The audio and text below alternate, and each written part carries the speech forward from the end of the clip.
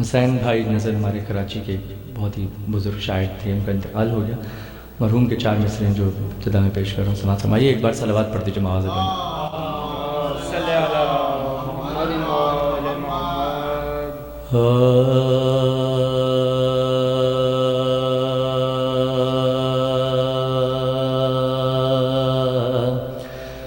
اہل حق کا تذکرہ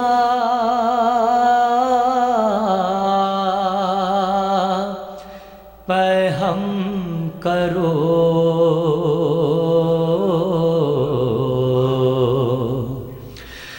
اہل حق کا تذکرہ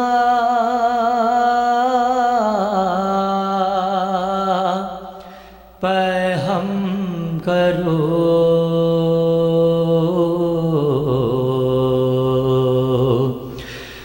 دین کی بنیاد مستحکم کرو،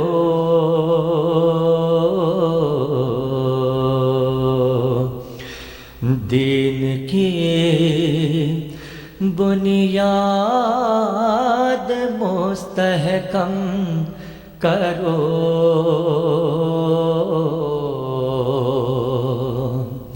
اور چاہتے ہو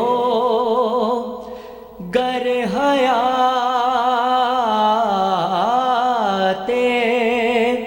جاوداں،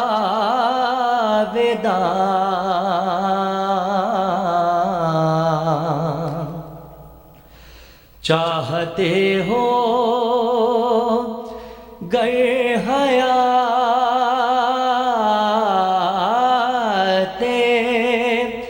جاوداں،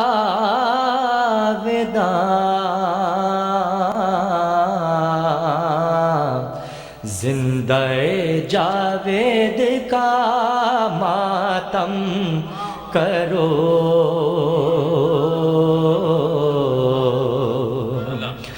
چاہتے ہو گر حیات جاوداں،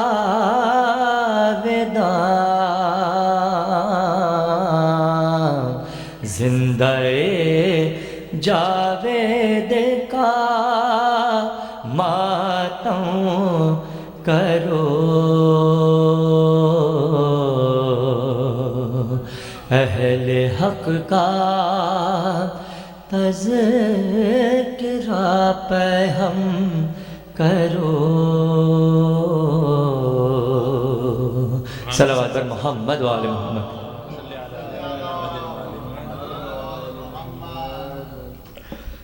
ایک دفعہ اور صلوات پڑھی محمد وآل محمد۔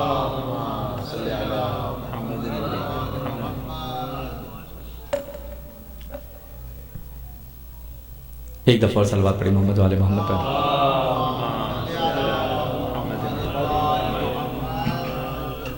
ایک ربائی اور پیش کروں، سماعت فرمائیے۔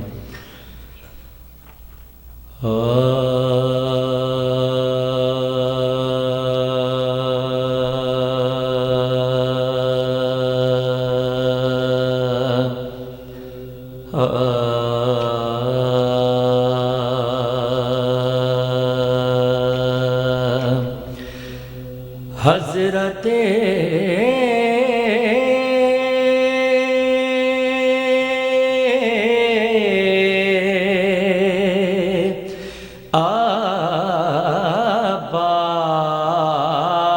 عباس شاہ لافتہ کے شعر ہیں،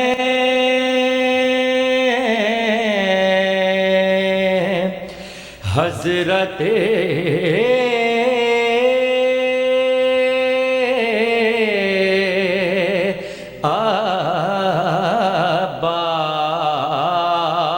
عباس شاہ لافتہ کے شیر ہیں خندق و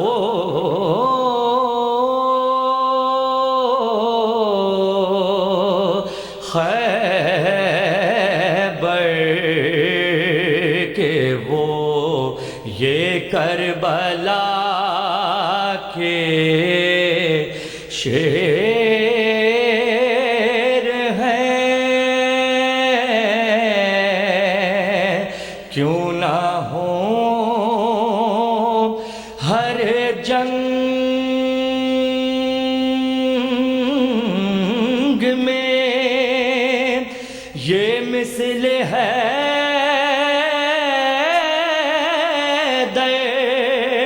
فتح یا کیوں نہ ہوں ہر جنگ میں یہ مثل ہے دے فتح یا وہ خدا کے شیر یہ شیر خدا کے شیر ہے وہ خدا کے شیر یہ شیر خدا کے شیر ہے حضرت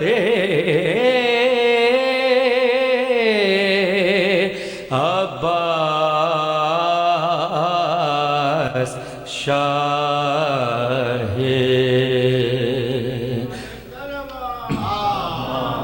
اللہم صلی علی محمد ماشاءاللہ جناب زینب سلام اللہ علیہ کے حوالے سے 4 مصرے اور سماعت فرما لیجئے. یہ مصائب کی مصرے ہیں. صلوات بر محمد و آل محمد. صلی علی محمد و آل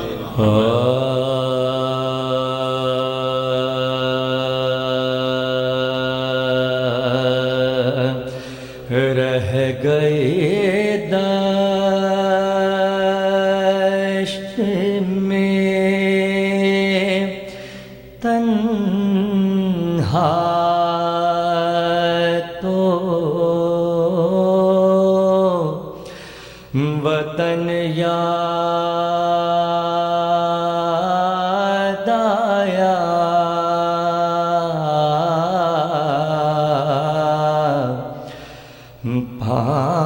پانی جب پایا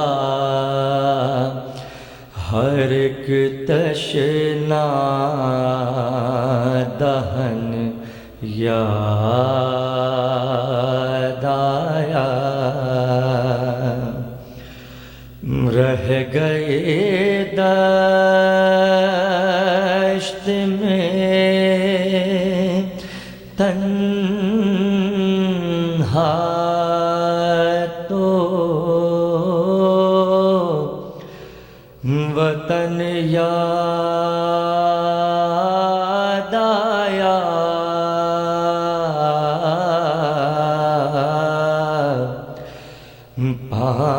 پانی جب پایا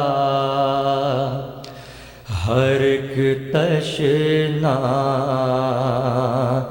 دہن یاد آیا اور لے کے ہر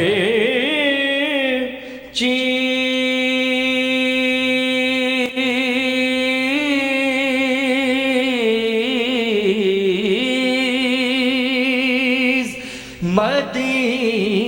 مدینے سے چلی تھی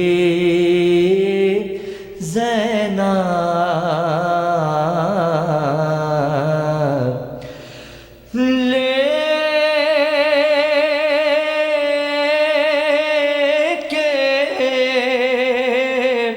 لے کے ہر چیز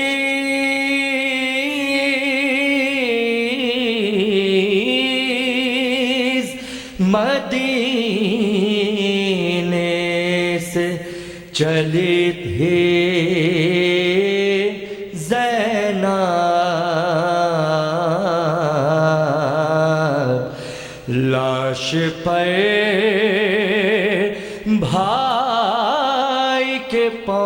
پہنچی تو کفن یاد آیا، رہ گئے دشت۔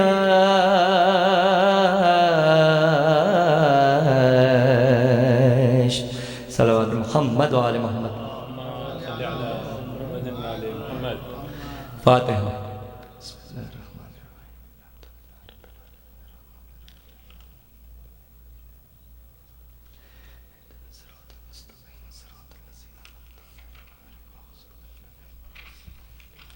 صلی علی محمد وآل محمد۔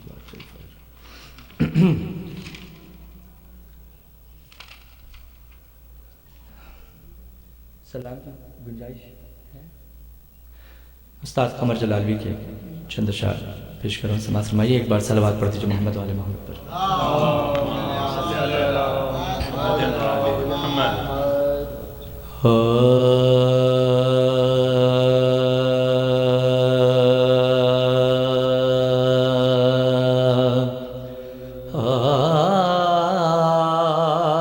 منتظم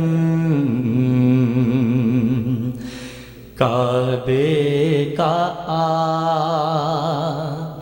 پہنچا صفائی کے لیے،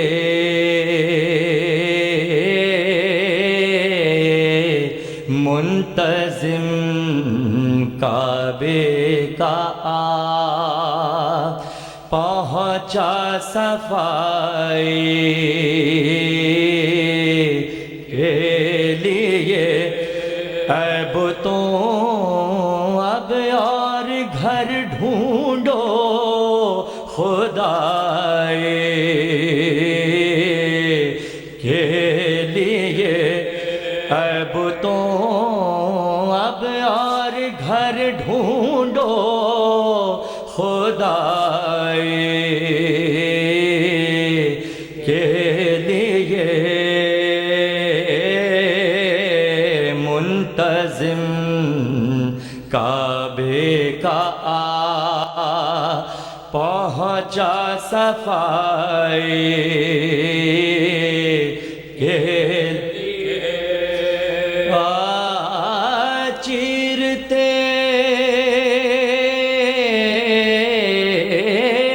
ہیں کلائے اژدر کو جھولے میں علی، ارے چیرتے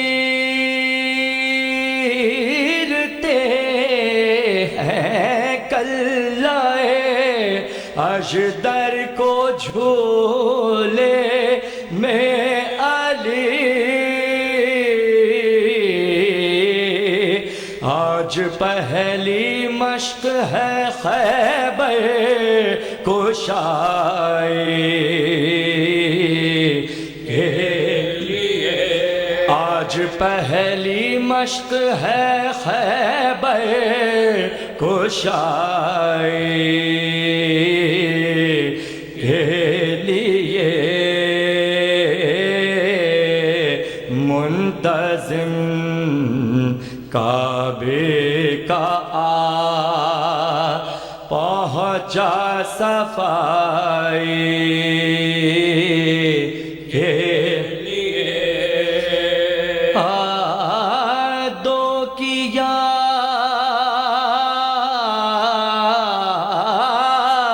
مرحب کو حیدر نے تو بولی ذوالفقار، دو کیا مرحب کو حیدر نے تو بولی ذوالفقار، ہاتھ ایسا چاہیے تیغ آزمائی کے لیے، ہاتھ ایسا چاہیے تیغ آزمائی کے لیے، منتظم کعبے کا پہنچا صفائی کے لیے کہتے تھے عباس میں سقا ہوں فوج شاہ کا خون کے دریا بہا دوں گا ترائی کے لیے عروس تیغ قاسم رن میں گھونگھٹ تو اٹھا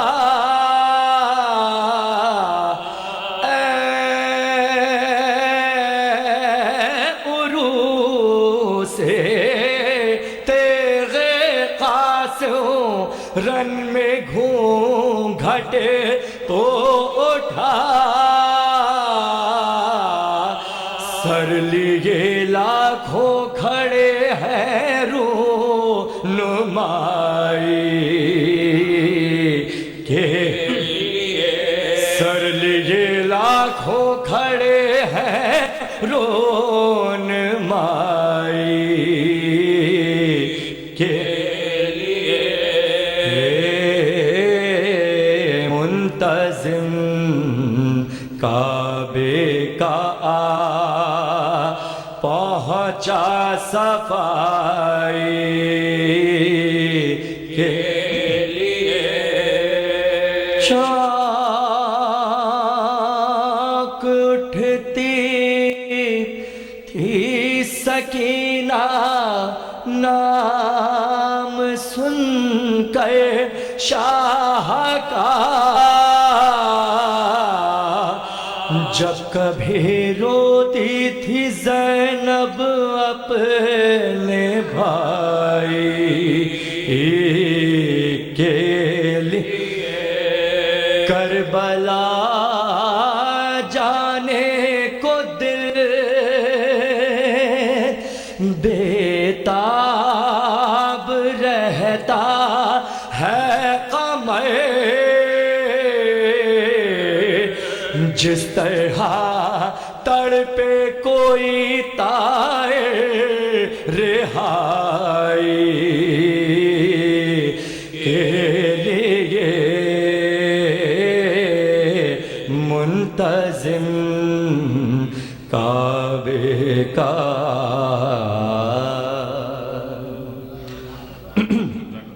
صلوات بر محمد و آل محمد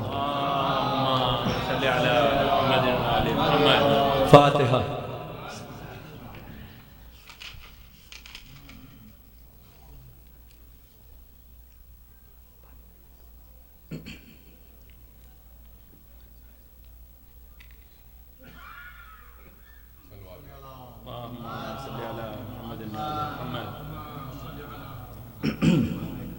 ایک سورہ فاتحہ کی میں اور التماس کروں گا، آپ جملہ مومنین جو ہیں تشریف فرمائیں، اور اس خان وادی کی جانب سے جن کی جانب سے آج یہ مجلس جو ہے برپا کی جا رہی ہے، تمام شہدائے ملت جعفریہ، تمام علماء کرام، سوز خانان، شعراء کرام، تمام مومنین مرحومین جو اس جہاں میں موجود نہیں ہیں، جنہوں نے عزاداری کی خدمت کی، اور خصوصاً ان مومنین مرحومین کے لیے جن کا کوئی فاتحہ پڑھنے والا اس جہاں میں موجود نہیں ہے، بلندی درجات کے لیے الفاتحہ۔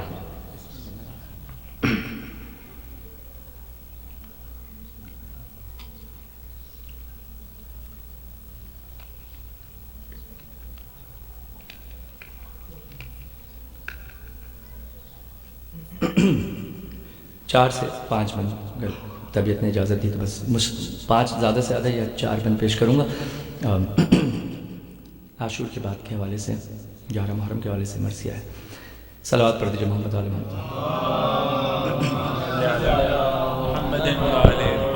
ایک دفعہ اور صلوات پڑھی محمد و آل محمد پر۔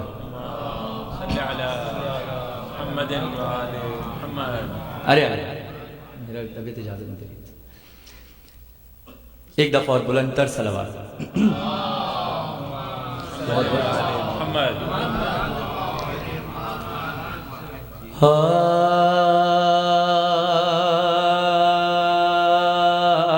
کربلا میں شہید والا کے حرم لٹتے ہیں، کربلا میں شہ والا کے حرم لٹتے ہیں،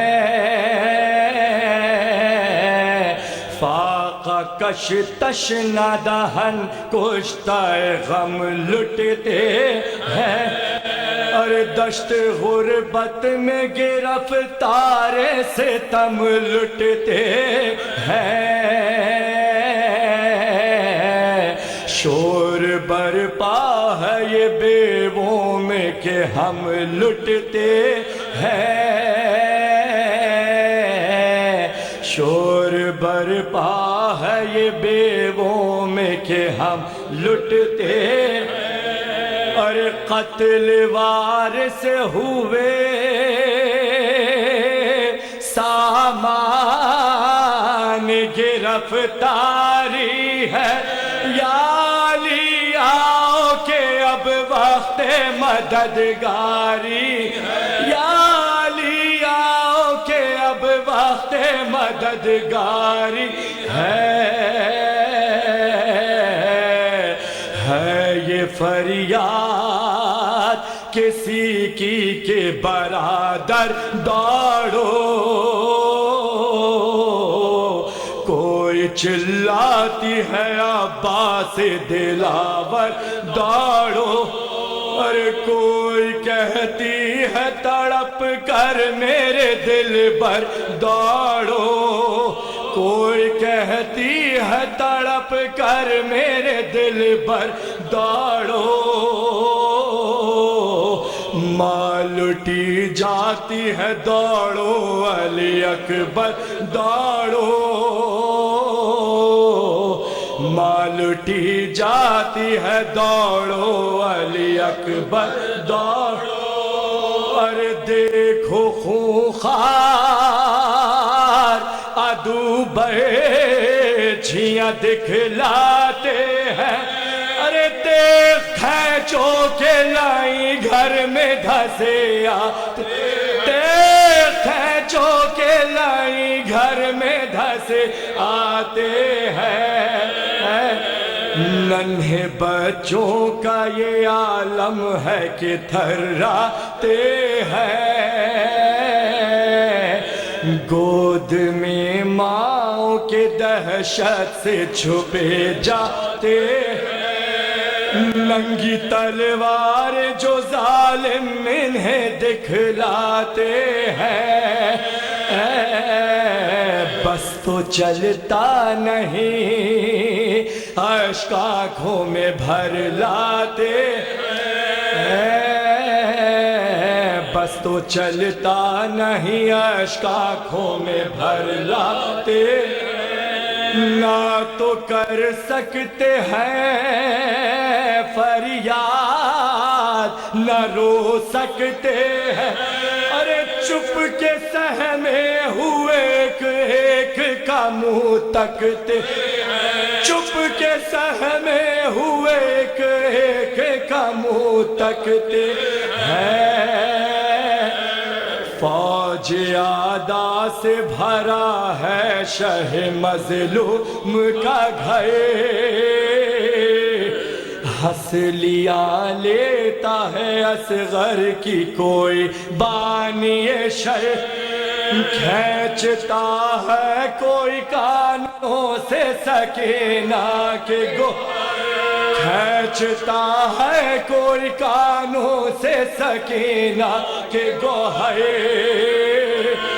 لوٹتا ہے کوئی بے رحم حرم کا زیور، لوٹتا ہے کوئی بے رحم حرم کا زیور، ہر بند لیتا ہے رقیہ کے ستمگر کو، ارے چھینتا ہے سر کلثوم سے چادر، چھینتا ہے سر کلثوم سے چادر کوئی، لٹ چکی بیووں کی جس وقت ردائیں بھی تمام،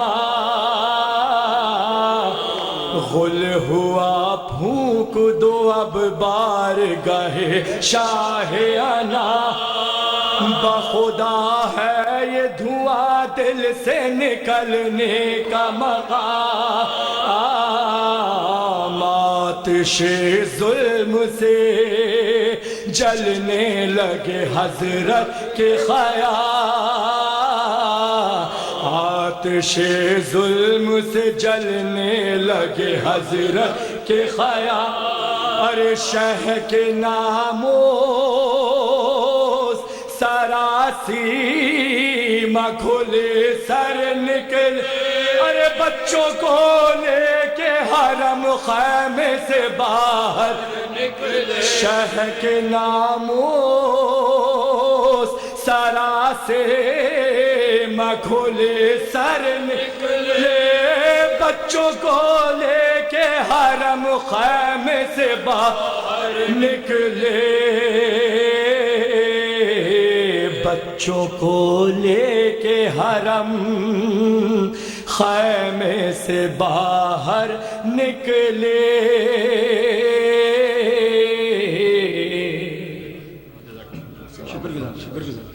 صلوات بر محمد و آل محمد۔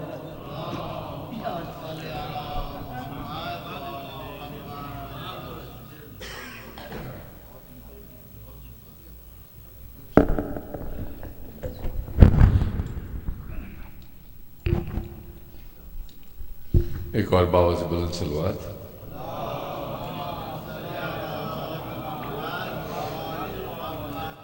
قبل سے کہ میں قبلہ کو زحمت دوں، بس ایک یاد دہانی ہے کہ کل اور پرسوں یعنی ہفتے اور اتوار کی مجالس جو ہیں وہ مغرب سے پہلے 7 بجے شام کو ہوں گی، جو ہمارا دستور ہے کہ ویکینڈ کی مجالس ہم مغرب سے پہلے کرتے ہیں۔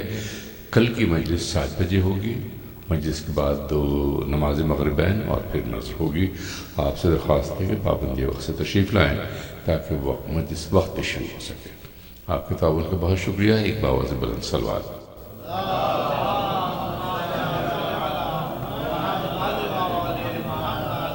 تھوڑی سی زحمت کیجئے، ذرا ممبر سے متصل ہو جائیے تاکہ کچھ مجلس کا ماحول بن سکے۔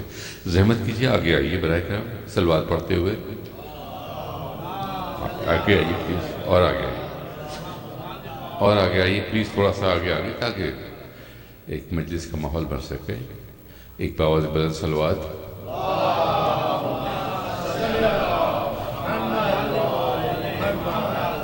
میں قبلہ ارتضی عباس نقوی صاحب سے درخواست کروں گا تشریف لائیں۔ محمد صلوات۔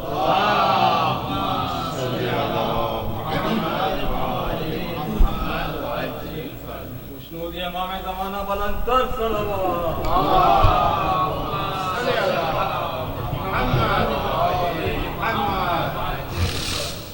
بار دیگر بلند تر صلوات۔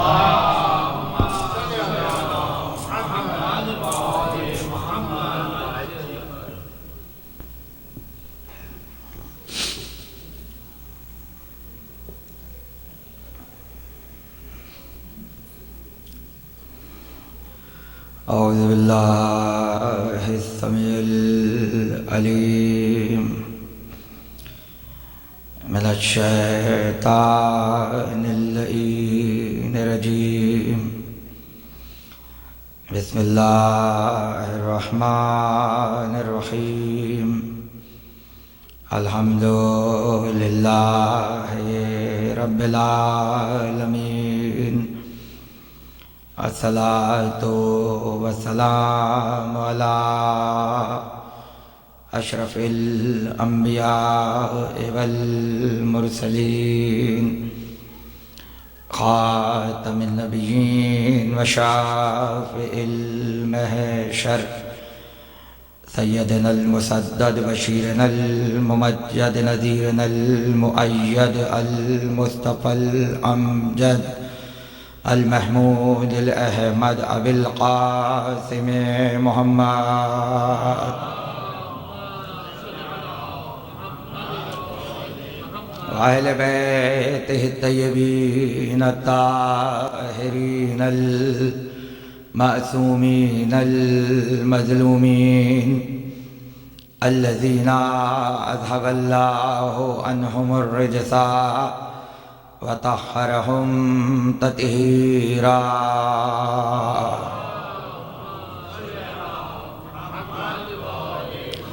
ولعنة الله على أعدائهم وغاصب حقوقهم ومنكر فضائلهم أجمعين أما بعد فقد قال الله سبحانه وتعالى في محكم كتابه الحكيم وقوله الحق بسم الله الرحمن الرحيم الله نزل احسن الحدیث کتابا متشابہا مثانی صلوات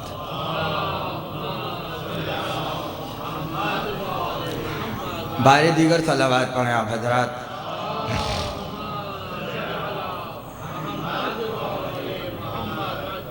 سلسلہ گفتگو کی آج دوسری تقریر آپ کے ذوق سماعت کے لیے ہدیہ ہو رہی ہے، اور ہم گفتگو کر رہے ہیں عظمت حدیث قصہ کے عنوان پر۔ زندگی میں اگر کسی کی ذہنی تربیت نہ ہوئی ہو تو اس کے لیے زندگی گزارنے کا طریقہ اگر تعلیم کرنا ہو تو حدیث قصہ سے بہتر کوئی حدیث نہیں ہے، اس لیے کہ حدیث قصہ ایک مکمل نصاب ہے، اور حدیث قصہ سننے کے بعد پتہ چلے گا کہ بیوی شوہر سے کیسے بات کرتی ہے، بچے ماں سے کیسے کلام کرتے ہیں، نانا نواسے سے کیسے بات کرتا ہے، سسر داماد سے کیسے گفتگو کرتا ہے، اور اللہ اپنے خاص بندوں سے کیسے گفتگو کرتا ہے۔ یہ سارے راز حدیث قصہ کے ذریعے سامنے آتے ہیں۔ کل میں نے جہاں اپنی تقریر ختم کی تھی، آج میں وہیں سے اپنی گفتگو کا آغاز کر رہا ہوں۔ شہزادی فرماتی ہیں بعض ایام میں میرے بابا تشریف لائے، بعض ایام میں میرے بابا تشریف لائے، اور آ کر فرماتے ہیں کہ میں اپنے بدن میں ضعف محسوس کر رہا ہوں، میں اپنے بدن میں ضعف محسوس کر رہا ہوں، فی بدنی ضعفن، بدن میں ضعف محسوس کر رہا ہوں۔ پیغمبر اگر کوئی جملہ کہہ دے تو وہ کبھی بھی حکمت سے خالی نہیں ہوتا، اس لیے کہ پیغمبر نے یہ نہیں کہا کہ میں اپنے جسم میں ضعف محسوس کر رہا ہوں، پیغمبر نے کہا بدن میں محسوس کر رہا ہوں، اس لیے کہ بدن ہوتا ہے سر کے بغیر، جسم ہوتا ہے سر کے ساتھ۔ توجہ چاہتا ہوں ایک ایک جملے پر۔ بدن کہتے ہیں جب سر کے بغیر ہو، اور جسم تب کہتے ہیں جب سر کے ساتھ ہو۔ تو بتانا یہ تھا کہ بدن میں ذوب ہے، جسم میں نہیں ہے، اس لیے کہ جسم میں سر شامل ہوتا ہے۔ حدیث قصہ میں پہلے ہی بتا دیا گیا، پیغمبر کے دماغ کو کبھی ذوب نہیں ہوتا، بلکہ پیغمبر کہہ رہے ہیں بدن میں ذوب محسوس کر رہا ہوں، بدن میں ذوب محسوس کر رہا ہوں، فی بدنی ذوفن۔ ذرا اپنی چادر تو دے دو، ذرا اپنی چادر تو دے دو۔ اب ظاہر ہے کیسا ہی کمزور ہو، اگر دوا پی لے تو چہرے پر تھوڑی بہت بحالی تو آ ہی جاتی ہے، مگر یہاں ذوب ایسا تھا کہ شہزادی فرماتی ہیں کہ ادھر بابا نے چادر کو اڑا، اور چادر کا اثر یہ تھا کہ چہرہ ایسے چمک رہا تھا جیسے 14ویں کی رات کا چاند چمک رہا ہو۔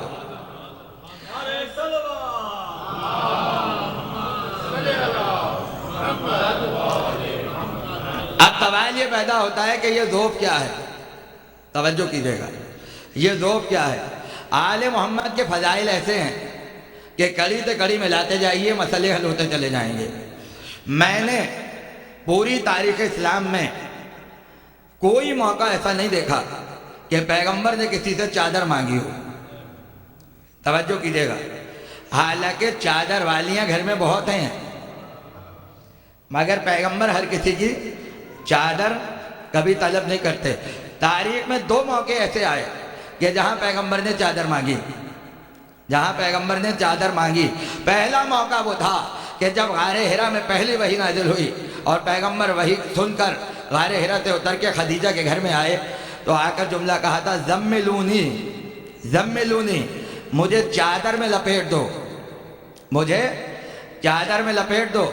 اب جو کیفیت یہاں لکھی گئی ہے وہ میں منبر سے بیان نہیں کرنا چاہتا، اس لیے کہ جو 40 سال کی عمر میں رسول مانتے ہیں ان کے مطابق نبی کانپ بھی رہے تھے، لرز بھی رہے تھے، پسینہ بھی آ رہا تھا، مگر ہم اس منزل پر ہیں کہ جو اس وقت بھی نبی تھا جب آدم خاک اور پانی کے درمیان تھے۔ تو یہاں مقصد کیا تھا؟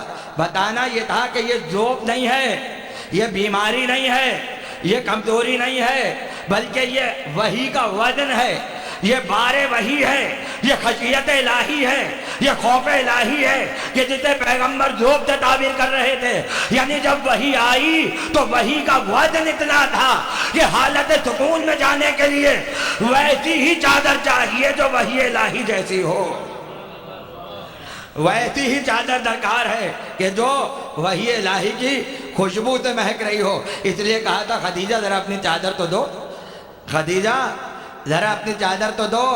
تو یہ جو حدیث قصہ میں ذوق ہے یہ پیغمبر کی کوئی بیماری نہیں ہے، اس لیے کہ آیت تطہیر اترنے والی ہے۔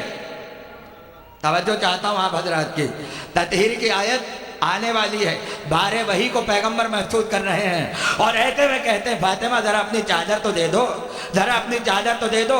پہلی وحی آئی تو خدیجہ کی چادر مانگی، آیت تطہیر آئی تو بیٹی کی چادر مانگی، یا تو بیویوں میں خدیجہ کی چادر مانگی ہے یا حدیث قصہ میں فاطمہ کی چادر مانگی ہے۔ لیکن جب چادر کو اوڑھا، دیکھیے دو لفظ ہیں، مزمل اور مدثر، دونوں کا تعلق چادر سے، اور پیغمبر کے القاب میں یہ دو لقب ایسے ہیں جو براہ راست چادر سے تعلق رکھتے ہیں۔ خدیجہ سے کہا تھا زملونی، مجھے لپیٹ دو، اپنی چادر میں لپیٹ دو۔ چادریں گھر میں بہت تھیں، آبائے رسول بھی تھی، مگر خدیجہ کی چادر مانگ رہے ہیں۔ ادھر چادر کو اوڑھا، ادھر آیت نازل ہوئی، یا ایھا المزمل، یا ایھا المزمل، اے چادر میں لپٹے ہوئے، اے چادر میں لپٹے ہوئے۔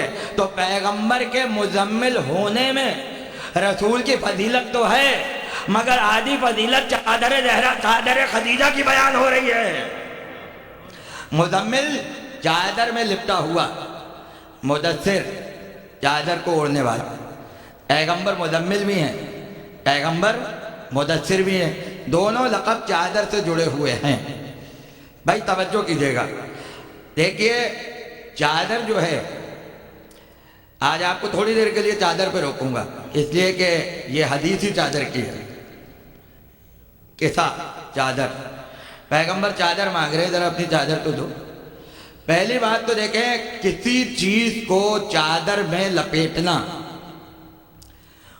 اس کے مقدس ہونے کا اعلان ہے۔ آپ حضرات اگر ساتھ دیتے رہیں گے تو گفتگو زیادہ بہتر طریقے سے آگے بڑھے گی۔ کسی چیز کا چادر میں لپیٹنا اس کے احترام کی دلیل ہے، کسی کو چادر اڑھانا احترام کی دلیل ہے۔ نظر دی، نظر دے کے اوپر کپڑا ڈال دیا، بتا دیا اب یہ کھانا اور کھانوں جیسا نہیں ہے، دوسرے کھانے اور ہیں، یہ کھانا اور ہے، جو کہ کسی سے نسبت ہو گئی ہے۔ تو کپڑے کو ڈالنا دراصل احترام کی دلیل ہے، کپڑے میں لپیٹنا احترام کی دلیل ہے۔ قرآن جلدان میں لپیٹ رہے ہیں، اس کا مطلب کیا ہے؟ یعنی باقی کتابیں اور ہیں، جو چادر میں لپٹی ہوئی کتاب ہے وہ اور ہے۔ تو چادر میں لپیٹنا قرآن کے احترام کی دلیل ہے، کھانے پہ چادر ڈال دینا کھانے کے احترام کی دلیل ہے۔ اب ممبر پہ چادر ڈال دیجئے، مقدس ممبر ہے اور مقدس ہی کا ذکر ہوتا ہے، لہذا ممبر پہ بھی چادر ہے۔ ایک چادر یہ ہے جو بیک گراؤنڈ میں لگی ہوئی ہے، ایک چادر وہ ہے جو فرش پہ چاندنی کے طور پہ بچھائی جاتی ہے، ایک چادر وہ ہے جو کھڑکی میں پردے کے طور پہ استعمال ہوتی ہے، ایک چادر وہ ہے جو خواتین پردے کے لیے اوڑھتی ہیں، اور ایک چادر وہ ہے جو پردے میں پردہ ہوتا ہے۔ یعنی پردہ ایک تو دوپٹہ ہے اور پھر اوپر سے ایک اور پردہ ہے، دوہرا پردہ، اور ایک چادر وہ ہے جو یہ حضرت تشریف فرما ہیں بیٹھے ہوئے ہیں، یہ بھی چادر ہے، یہاں انہوں نے بھی پہنی ہوئی ہے جو کہ سادات کی علامت ہے، سب چادر سادات کی علامت ہے۔ تو اب چادریں تو سب جگہ ہیں، لیکن ہر چادر برابر نہیں ہے، ہر چادر برابر نہیں ہے۔ جو چادر منبر پر ہے وہ کوئی خاتون پردے کے لیے استعمال نہیں کریں گی، جو چادر کھڑکی کا پردہ ہے وہ کوئی فرش ادا کے لیے استعمال نہیں کرے گا۔ تو جیسے جیسے استعمال بدلتا ہے ویسے ویسے چادر کا احترام بدلتا ہے، اور جیسے جیسے احترام بدلتا ہے ویسے ویسے کام بدلتا ہے، اور جب کام بدلے تو ویسے ویسے چادر کا نام بدلتا ہے۔ علم پر آ جائے تو بھریرا ہے، بھائی توجہ رہے، خاتون اوڑھ لیں تو برقع ہے، اگر وہی قرآن پہ لپٹ جائے تو جدان ہے، اگر وہی منبر پر آئے تو منبر پوش ہے۔ تو جیسے چادر کا احترام ہوگا ویسا چادر کا نام ہوگا۔ یہ ناموں کا بدلنا بتا رہا ہے، چادر برابر نہیں ہوتی، ہر چادر برابر نہیں ہوتی۔ تو جب ہر چادر برابر نہیں ہے تو چادر والے برابر کہاں سے ہو جائیں گے؟ صلوات پڑھیں بلند آواز سے۔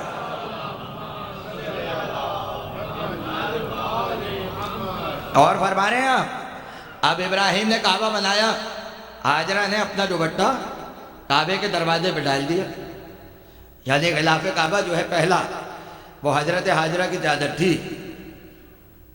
چادریں معراج پا جائیں تو کعبے کا غلاف بن جاتی ہیں، اور پیغمبر کے زمانے کا واقعہ تعمیر کعبہ کا، پتھر پہ جھگڑا ہو گیا حجر اسود پر، پوری کعبے کی تعمیر ہو گئی، پتھر پہ جھگڑا ہے، ہم اٹھا کے لگائیں گے۔ بڑے بڑے سردار آگے بڑھ گئے، کہا ہمارے ہاتھوں سے حجر اسود اٹھے گا اور کعبے میں نصب کیا جائے گا۔ اب جھگڑا ہو رہا ہے، کوئی کہہ رہا ہے ہم اٹھائیں گے، کوئی کہہ رہا ہے ہم اٹھائیں گے۔ ایک مرتبہ کہا بھائی فیصلہ وہ کرے گا جو کل صفا و مروہ کے درمیان سے آتا ہوا نظر آئے۔ اب جب صبح کو جمع ہوئے تو دیکھا آمنہ کا سورج طلوع ہو رہا تھا، پیغمبر اسلام آتے ہوئے نظر آئے، مسئلہ پیغمبر کے سامنے رکھا گیا، پیغمبر نے کہا کوئی مسئلہ ہے ہی نہیں، یہ تو جھگڑنے کی بات ہی نہیں ہے، چادر لے آؤ، چادر لے آؤ، چادر بچھاؤ، اس پہ حجر اسود رکھو، اور جتنے سردار ہیں ان سب کے ہاتھوں میں چادر کے کنارے دے دو، اور سارے اٹھا کے خانہ کعبہ کے قریب لے آئے۔ یعنی بڑے بڑے جھگڑے چادر سے حل ہو جاتے ہیں، بڑے بڑے مسئلے چادر سے حل ہوتے ہیں۔ اور پیغمبر نے بتایا یہ تو بیت اللہ کا مسئلہ ہے جو ایک چادر سے حل کر رہا ہوں، اب اگر امت میں مسائل ہو جائے تو کہیں اور جانے کی ضرورت نہیں ہے، اہل بیت کو چادر کے نیچے جمع کر رہا ہوں، اس چادر میں آ جاؤ، مسئلے حل ہو جائیں گے۔ صلوات پڑھیں بلند آواز، ذرا بلند ترین صلوات پڑھیں آپ حضرات۔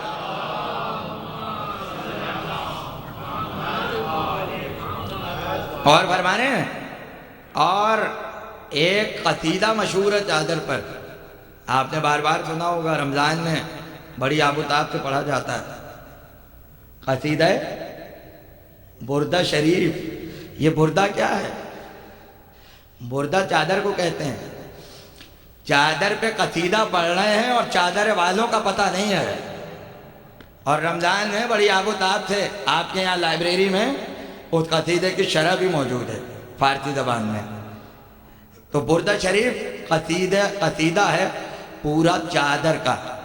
امام بصیری مصر کے بڑے عالم تھے، حنفی اور صوفی مسلک سے تعلق تھا، چہرے پہ برس کی بیماری ہو گئی، معاشرے میں جانا چھوڑ دیا، شرم کے مارے کہ لوگ مذاق اڑائیں گے، پیغمبر سے توسل کیا، یا رسول اللہ مدد کیجئے، یا رسول اللہ مدد کیجئے۔ رات کو سوئے، کل میں نے علی کا خواب میں آنا سنایا تھا، آج رسول کا سنا رہا ہوں۔ رسول آئے، کہا بصیری کیوں پریشان ہوں؟ کہا یا رسول اللہ برس کے نشان ہے چہرے پر اور باہر نکلتے ہوئے شرم آتی ہے۔ کہنے لگے ہمارے ہوتے ہوئے پریشان ہو رہے ہو، آؤ تمہارے مسئلے کو حل کر دیتے ہیں۔ چادر رسول کے کاندھے پر تھی، خواب میں، حقیقت میں نہیں، توجہ کیجئے گا، خواب میں چادر ہے، چادر اتار کے بسیری کے کاندھے پر ڈال دی، اور اب جب آنکھ کھلی تو برف کی بیماری ختم ہو چکی تھی۔ یعنی اگر پیغمبر خواب میں بھی چادر ڈال دیں تو تعبیر حقیقت میں شفا بن کر آتی ہے۔ میرے جملے کی قدر کیجئے گا، ایک ایک جملے پہ توجہ کیجئے گا۔ مدح کرنے والا بیمار ہے، پیغمبر سے شفا مانگ رہا ہے، اور پیغمبر خواب میں آ کر اپنی چادر اتار کے بسیری کے کاندھے پہ ڈالتے ہیں اور اسے شفا ہو جاتی ہے۔ بس یہیں سے امت کا اور آل محمد کا فرق سمجھ میں آئے گا۔ امت بیمار ہو تو پیغمبر اپنی چادر دے کے شفا دے دیتے ہیں، اور جب نبی کو خود ذوق محسوس ہو تو کہتے ہیں فاطمہ ذرا اپنی چادر تو دے دو۔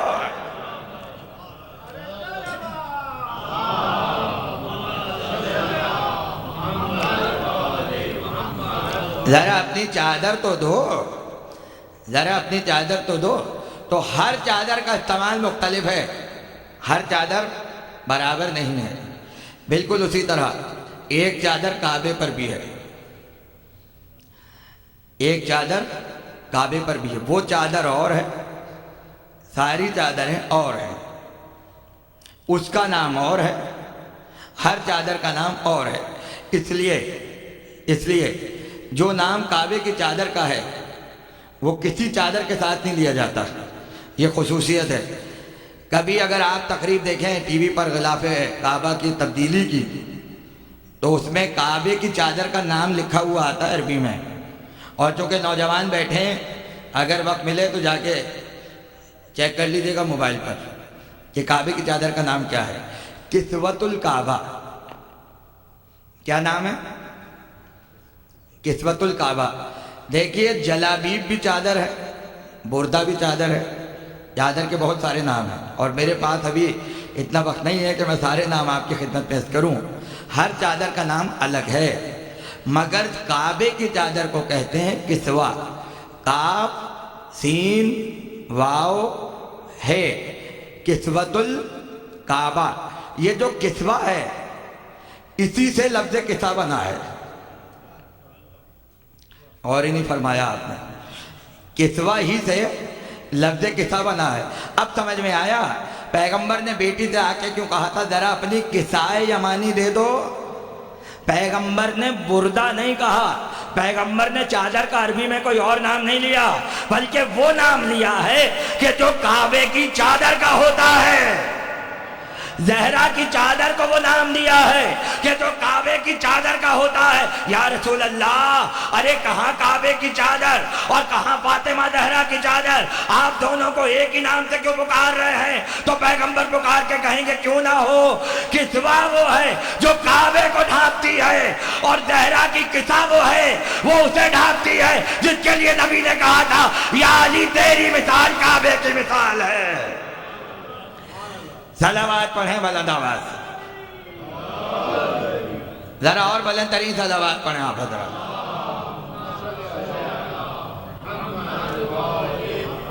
ایک مرتبہ اور صلوات پڑھیں آپ حضرات، شکریہ۔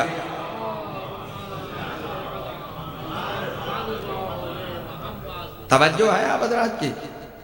اور اگر اجازت دیں تو میں قرآن کی آیت سے جو لفظ قصہ ہے وہ آپ کی خدمت میں عرض کرتا چلوں تاکہ یہ تمہید کے مرحلے جلدی سے طے ہو جائیں۔ حدیث قصہ میں کوئی ایک لفظ بھی ایسا نہیں ہے جو قرآن میں موجود نہ ہو، ہر لفظ حدیث قصہ کا قرآن میں ہے۔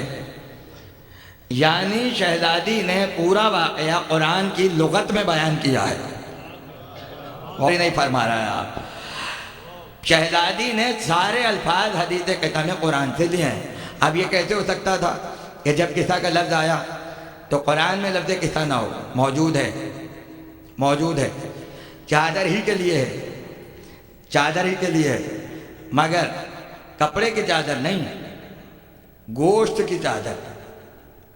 اور انسان کی تخلیق میں جب اللہ نے ہڈیوں پہ گوشت چڑھانے کا ذکر کیا تو پروردگار نے کہا نقشوہ لحمہ، ہم نے ہڈیوں پر گوشت کی چادر چڑھائی ہے۔ یہ جو نقصوہا ہے اس کا نون ہٹائیے، کسوہ بن جائے گا، چادر۔ اور عجیب بات یہ ہے کہ گوشت کو دیکھ لیں اور چادر کو دیکھ لیں، یہ بچوں کے لیے بیان کر رہا ہوں خاص طور پر، دونوں کی کے بنانے کا طریقہ ایک ہے۔ گوشت رگ و ریشے کے جڑنے سے بنتا ہے، چھوٹے چھوٹے سیل جڑتے جاتے ہیں، گوشت بنتا ہے۔ کبھی ترچھا گوشت کو کاٹ کے دیکھیے، آپ کو ایسا لگے گا جیسے دھاگے سے دھاگا پرویا گیا ہو۔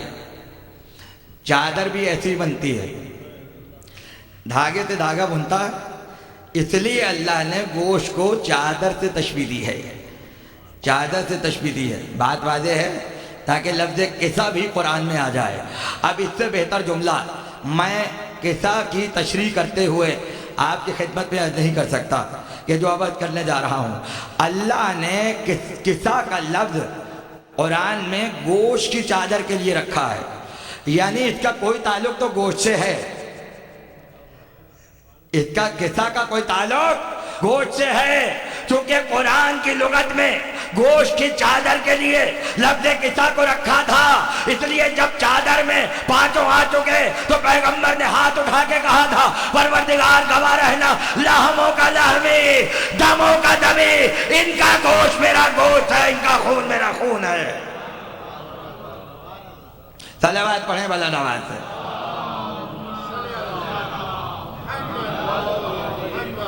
بات زیادہ کوئی مشکل تو نہیں ہو گئی، میں تو بزرگوں کے چہرے دیکھتا رہتا ہوں اور مسکراتے ہیں تو بس یہ ہوتا ہے کہ دعائیں ملتی چلی جا رہی ہیں، لیکن ایسا نہ ہو کہ بچوں کے ذہن سے کوئی بات گزر جائے۔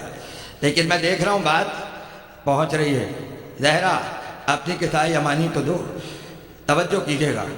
قصہ کا لفظ پیغمبر نے استعمال کیا جو آل محمد کے لیے خاص لفظ ہے، اور اس کے بعد پیغمبر نے چادر اوڑھ لی۔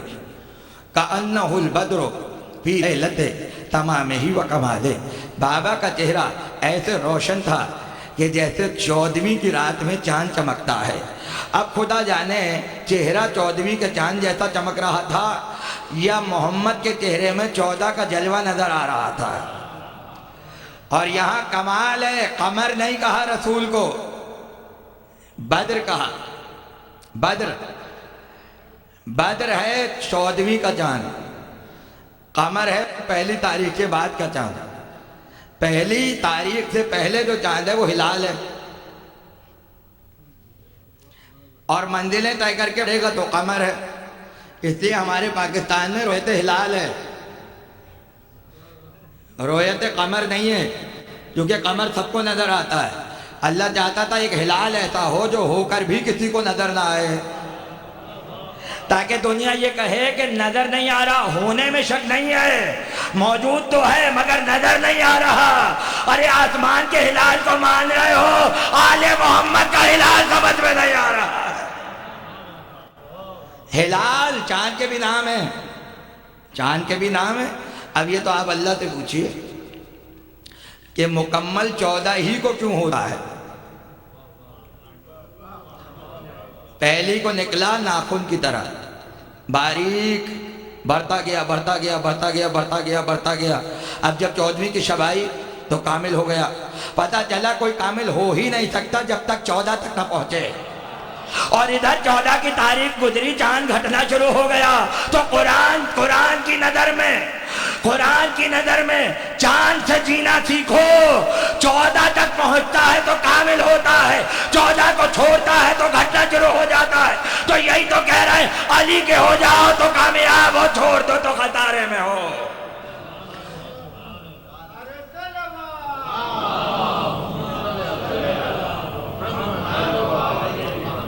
لہذا 14ویں کا چاند بدر ہے، اور شہزادی حدیث قصہ میں رسول کے چہرے کے لیے بدر کا لفظ استعمال کر رہی ہیں، بدر۔ مگر ایک پریشانی اور ہے، یہ جو 14 کی منزل ہے درمیان میں ایک منزل اور ہے، اور وہ کون سی منزل ہے؟ گھر کی تعمیر ہوئی تو فیاض صاحب کہیں گے بھائی ان 3 دنوں میں گھر مت بنائیے گا، یوں خیریت؟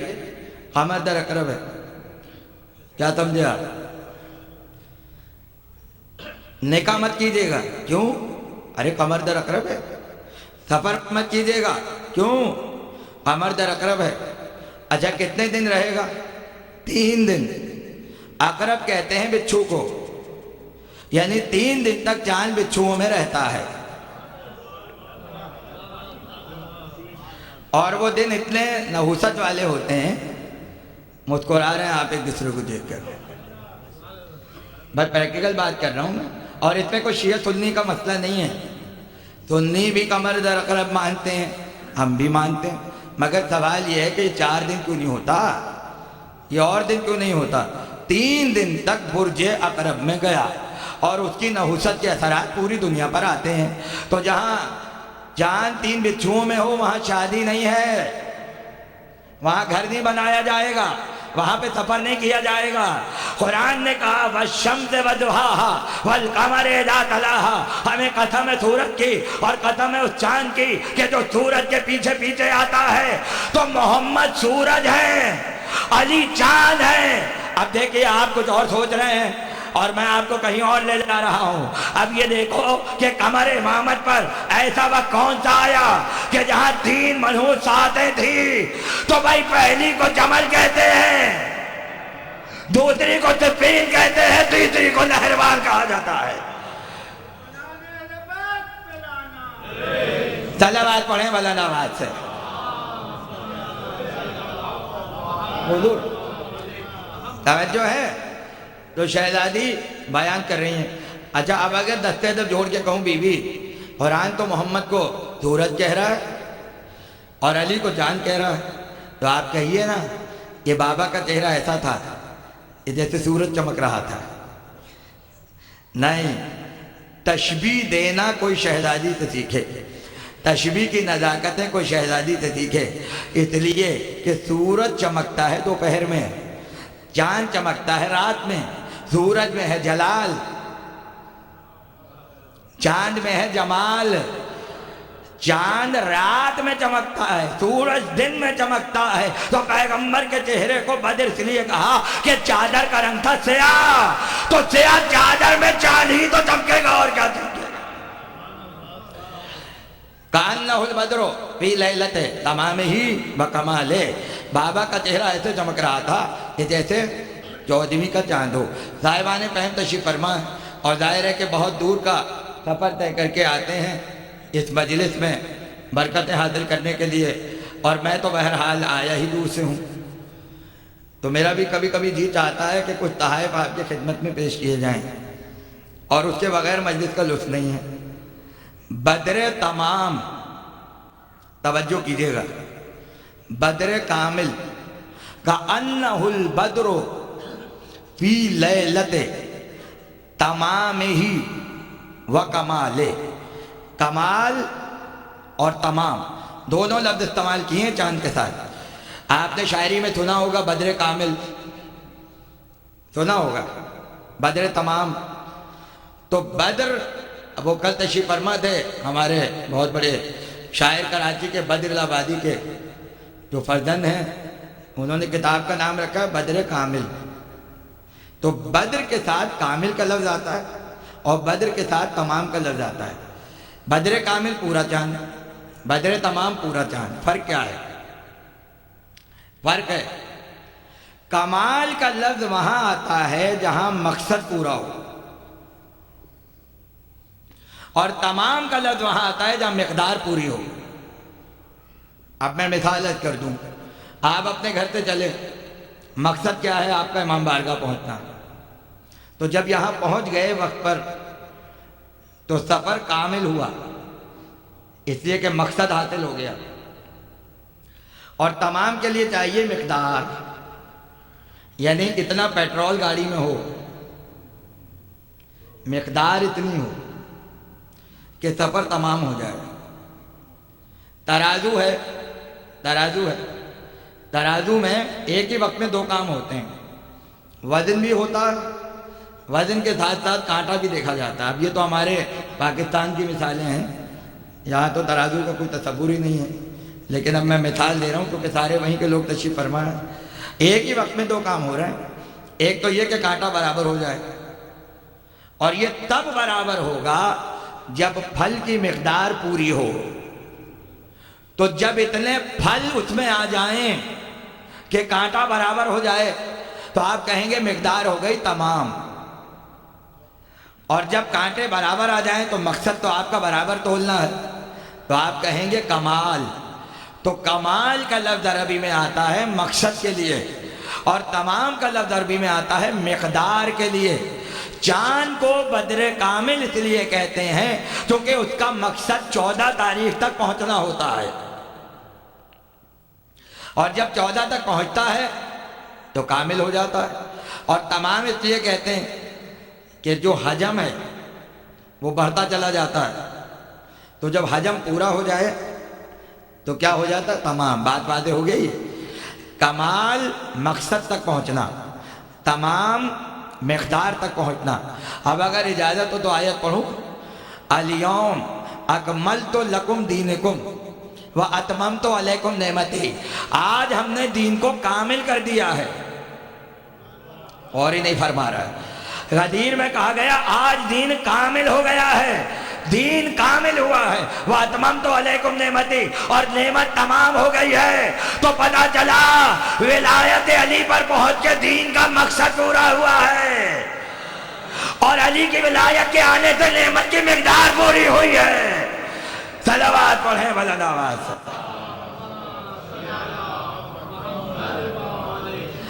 تو پیغمبر کا مقصد تھا چادر مل جائے اور سکون ہو، تو بدر کامل ہیں، کامل کا لفظ ہے، اور اتنی مقدار کے پیغمبر چادر میں آ جائیں تو اس کے لیے تمام کا لفظ ہے، سجے ہوئے الفاظ ہیں، سجے ہوئے الفاظ ہیں۔ پیغمبر چادر میں تشریف فرما ہے، ایسے میں فرماتی ہیں وَأَقْبَلَ الْحَسَنِ، حسن آئے۔ دیکھیے پوری حدیث کے ساتھ سنی ہوئی ہے، میں تو صرف اشارہ کرتے ہوئے گزر جاؤں گا۔ ذرا بلند ترین صلوات پڑھیں آپ حضرات۔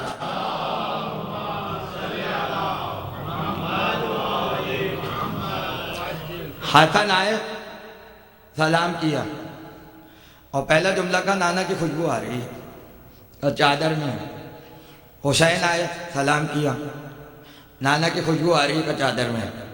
علی آئے، سلام کیا، بھائی کی خوشبو آ رہی ہے، چادر میں ہے۔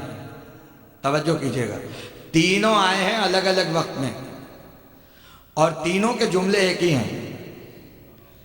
یہ خود بتا رہا ہے پہلا بھی محمد ہے، اوسط بھی محمد ہے، اور آخری بھی محمد ہے، سارے جملے سیم ہیں، اور آ کر سلام کر رہے ہیں۔ اور جب پیغمبر کی خدمت میں حاضر ہوئے تو پیغمبر کو سلام کیا اور کہا یا رسول اللہ اجازت ہے چادر میں داخل ہو جاؤں؟ اب یہاں دو چیزیں قابل غور ہیں، ایک ہے سلام، میں کیسے عرض کروں آپ کی خدمت میں، ایک ہے سلام اور دوسری ہے اجازت۔ یہ دونوں چیزیں لازم و ملزوم ہیں، سلام اور اجازت۔ اور اگر دونوں کو سمجھنا ہو تو کربلا جا کے دیکھ لیجئے، زیارت سے پہلے اذن دخول ہے۔ صلوات پڑھیں بلند آواز سے۔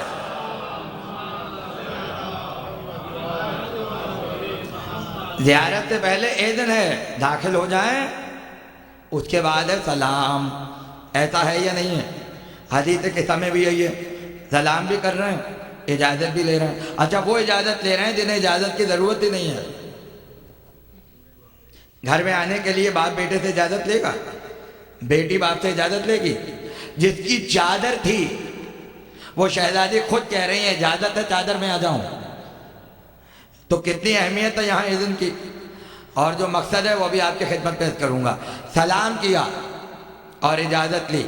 ہمارے ہاں لوگ سلام کا مطلب سمجھتے ہیں سلامتی، ایسا ہی ہے، اور ایسی اجتماعی عبادت ہے کہ اللہ چاہتا ہے سب ایک دوسرے کو سلام کریں، جب بھی ملو سلام۔ پیدل سوار کو سلام کرے، بیٹھنے والا چلنے والے کو سلام کرے، شوہر بیوی کو سلام کرے، باپ بیٹے کو سلام کرے، دوست بھائی کو سلام کرے، سب ایک دوسرے کو سلام کرے۔ سلام کرنا خدا کو کتنا پسند ہے۔ تو دنیا سمجھ لے جن پہ اللہ سلام بھیج رہا ہو ان کے سلام کا عالم کیا ہوگا۔ سلام کا مطلب سلامتی ہے، مگر یہ لغوی معنی نہیں ہے۔ ڈکشنری میں سلام کا مطلب کچھ اور ہے، اور آپ کو شاید حیرت ہو، اور میں کوئی بھی بات کرتا ہوں پوری ذمہ داری سے کرتا ہوں۔ اپنی طرف سے کوئی بغیر دیکھے میں بات کرنے کا عادی نہیں ہوں.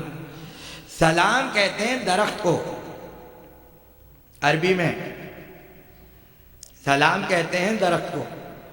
درخت سے سلامتی کے معنی نکلے ہیں. اب آپ پوچھیں گے کیسے؟ آندھی آئے درخت اپنی جگہ رہتا ہے، طوفان آئے درخت اپنی جگہ رہتا ہے. بتانا یہ ہے سلام علیکم، تم بھی ویسے سلامت رہو جیسے درخت آفتوں میں سلامت رہتا ہے.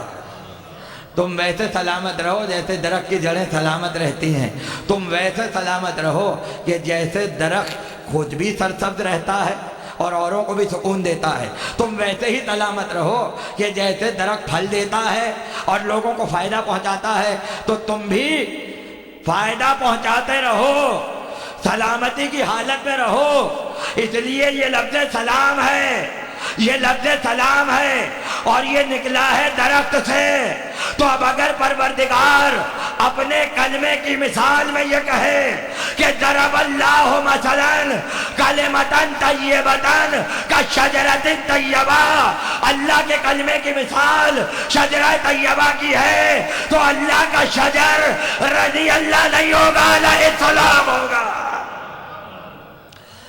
صلوات پڑھیں مولانا آواز سے. ذرا بلند ترین صلوات پڑھیں آپ حضرات.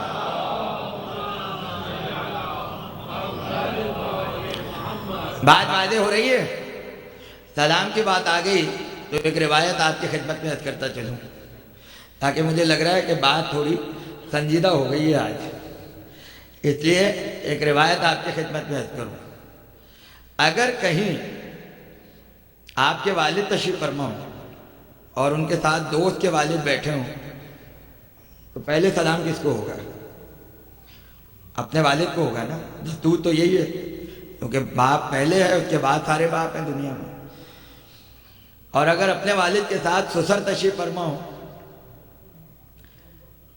مسکرا رہے ہیں نوجوان، تو پھر بحث تو ہوگی کہ بھائی پہلے کس کو سلام کیا تھا، اپنے والے کو یا ہمارے والے کو.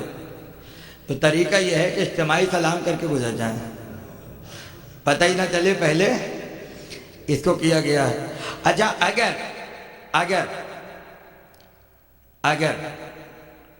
علی بیٹھے ہوں اور علی کے ساتھ سلمان بیٹھے ہوں، تو پہلا سلام تو علی کو کیا جائے گا. علی کے ساتھ باپ بیٹھا ہو تو پہلا سلام تو علی کو کیا جائے گا. ایسا ہے یا نہیں؟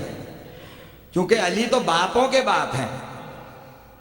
علی اس امت کے باپ ہے، پیغمبر کی حدیث ہے، میں اور علی اس امت کے باپ ہیں. تو سلام میں مداری دیکھے جائیں گے بڑا کون ہے. اچھا اگر رسول بیٹھے ہوں اور علی بیٹھے ہوں تو پہلا سلام کس کو ہوگا؟ رسول کو ہوگا. ہمارا تو یہ عقیدہ ہے. ایسا ہے یا نہیں ہے؟ اصحاب کا مجمع تھا، پیغمبر تشریف فرما ہے، برابر میں علی بیٹھے. ایسے میں ایک فقیر مسجد میں داخل ہوا اور مسجد میں داخل ہو کے کہتا ہے، پہلے تو اس نے منظر دیکھا رسول بیٹھے ہیں، علی بیٹھے ہیں، اصحاب بیٹھے ہیں. ایک لمحے کے لیے اس نے طے کر لیا پہلے کس کو سلام کرنا ہے. تو کہتا السلام علیکہ یا علی ابن ابی طالب، اے ابو طالب کے بیٹے علی تم پہ سلام. اور بعد میں کہا السلام علیکہ یا رسول اللہ. بڑے بڑوں کے چہرے اتر گئے اور مجھے نہیں پتا یہ چہرے احترام رسالت میں اتر رہے ہیں یا بغض علی میں اتر رہے ہیں. ایک مرتبہ کہا یا رسول اللہ آپ دیکھ رہے ہیں آنے والے کو تمیز نہیں ہے، پہلا سلام آپ کو کرنا چاہیے. اس نے پہلے علی کو سلام کیا ہے، اس کے بعد آپ کو سلام کیا ہے. پیغمبر نے کہا مجھ سے کیا پوچھ رہے ہو، اسی سے پوچھو. بھائی آنے والا بہت تیز تھا، اس نے کہا رسول کا حکم یہی تو ہے. اب یہ جملہ سن کے کیا گزری ہوگی اب آپ تصور کر لیجئے. حکم رسول ہے. پلٹ کے کہا یا رسول اللہ دیکھ رہے ہیں آپ جھوٹ باندھ رہا ہے آپ پر، اس لیے کہ ہم نے تو کبھی نہیں سنا کہ آپ نے یہ کہا ہو کہ اگر میں اور علی بیٹھے ہوں تو پہلے علی کو سلام کرو اور پھر مجھے سلام کرو.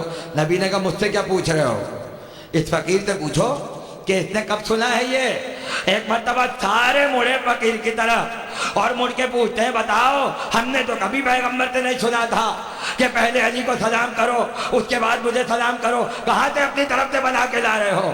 فقیر نے کہا کیا نبی کی حدیث نہیں سنی؟ انا والی من نور، پیغمبر کی حدیث نہیں سنی؟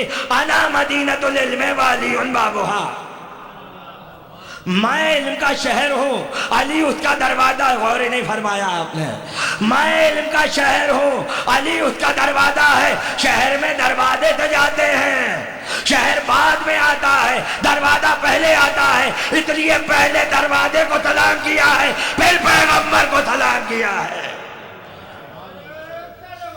اللہ، پہلے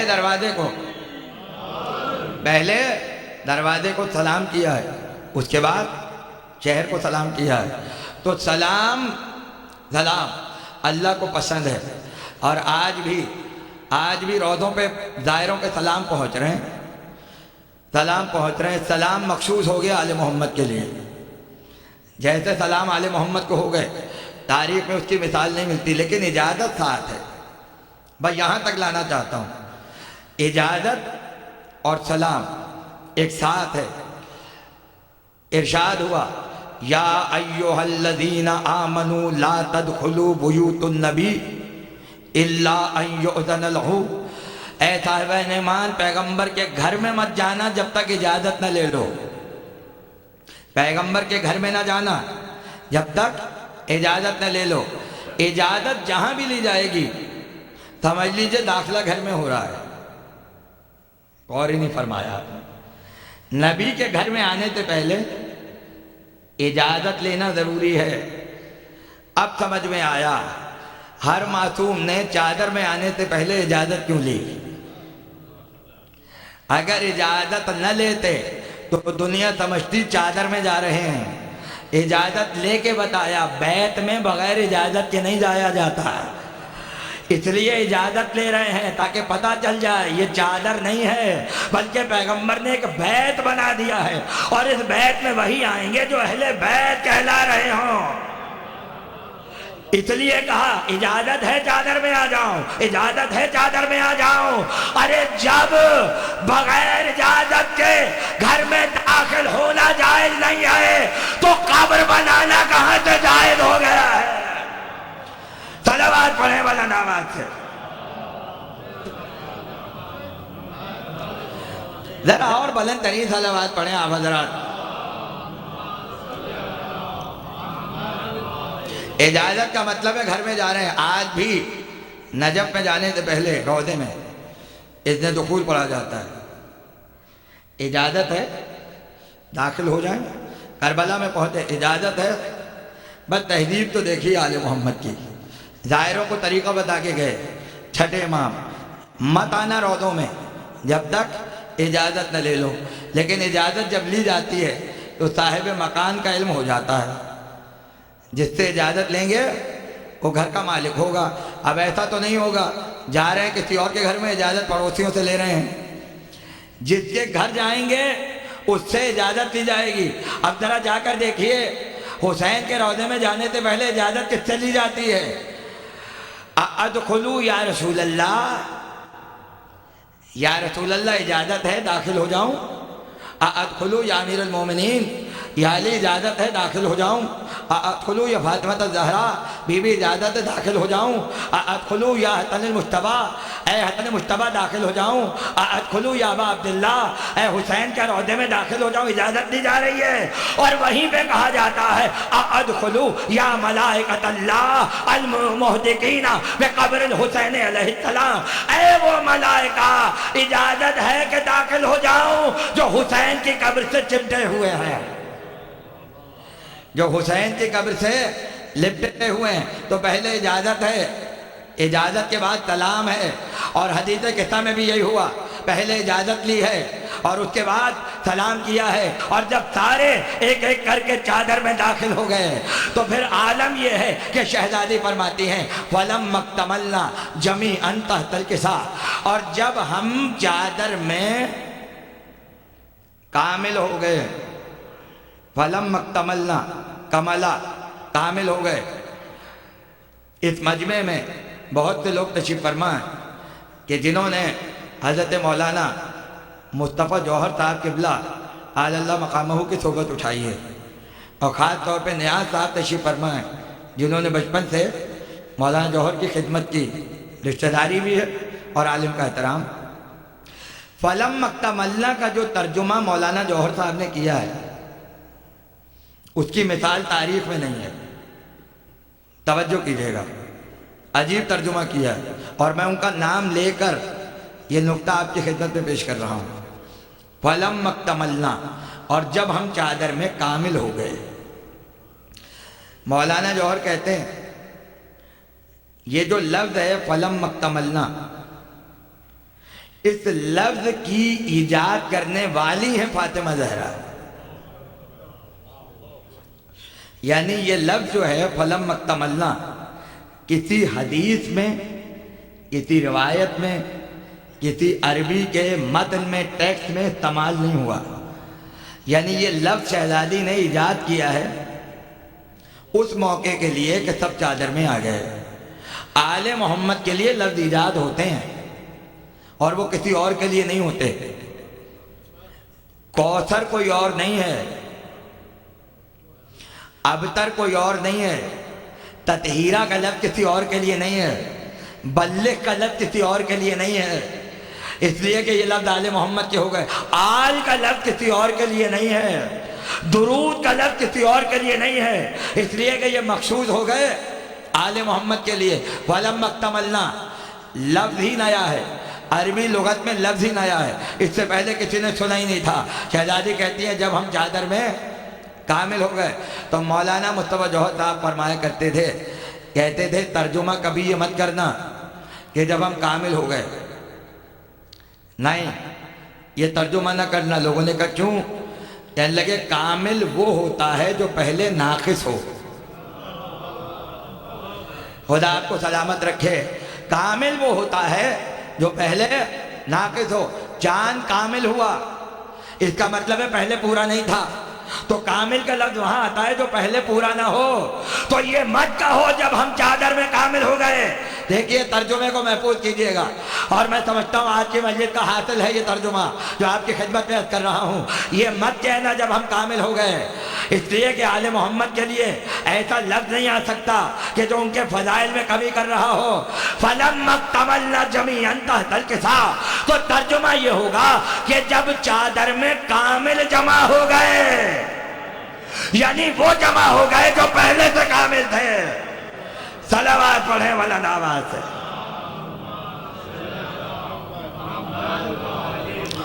ایک مرتبہ اور صلوات پڑھیں آپ حضرات۔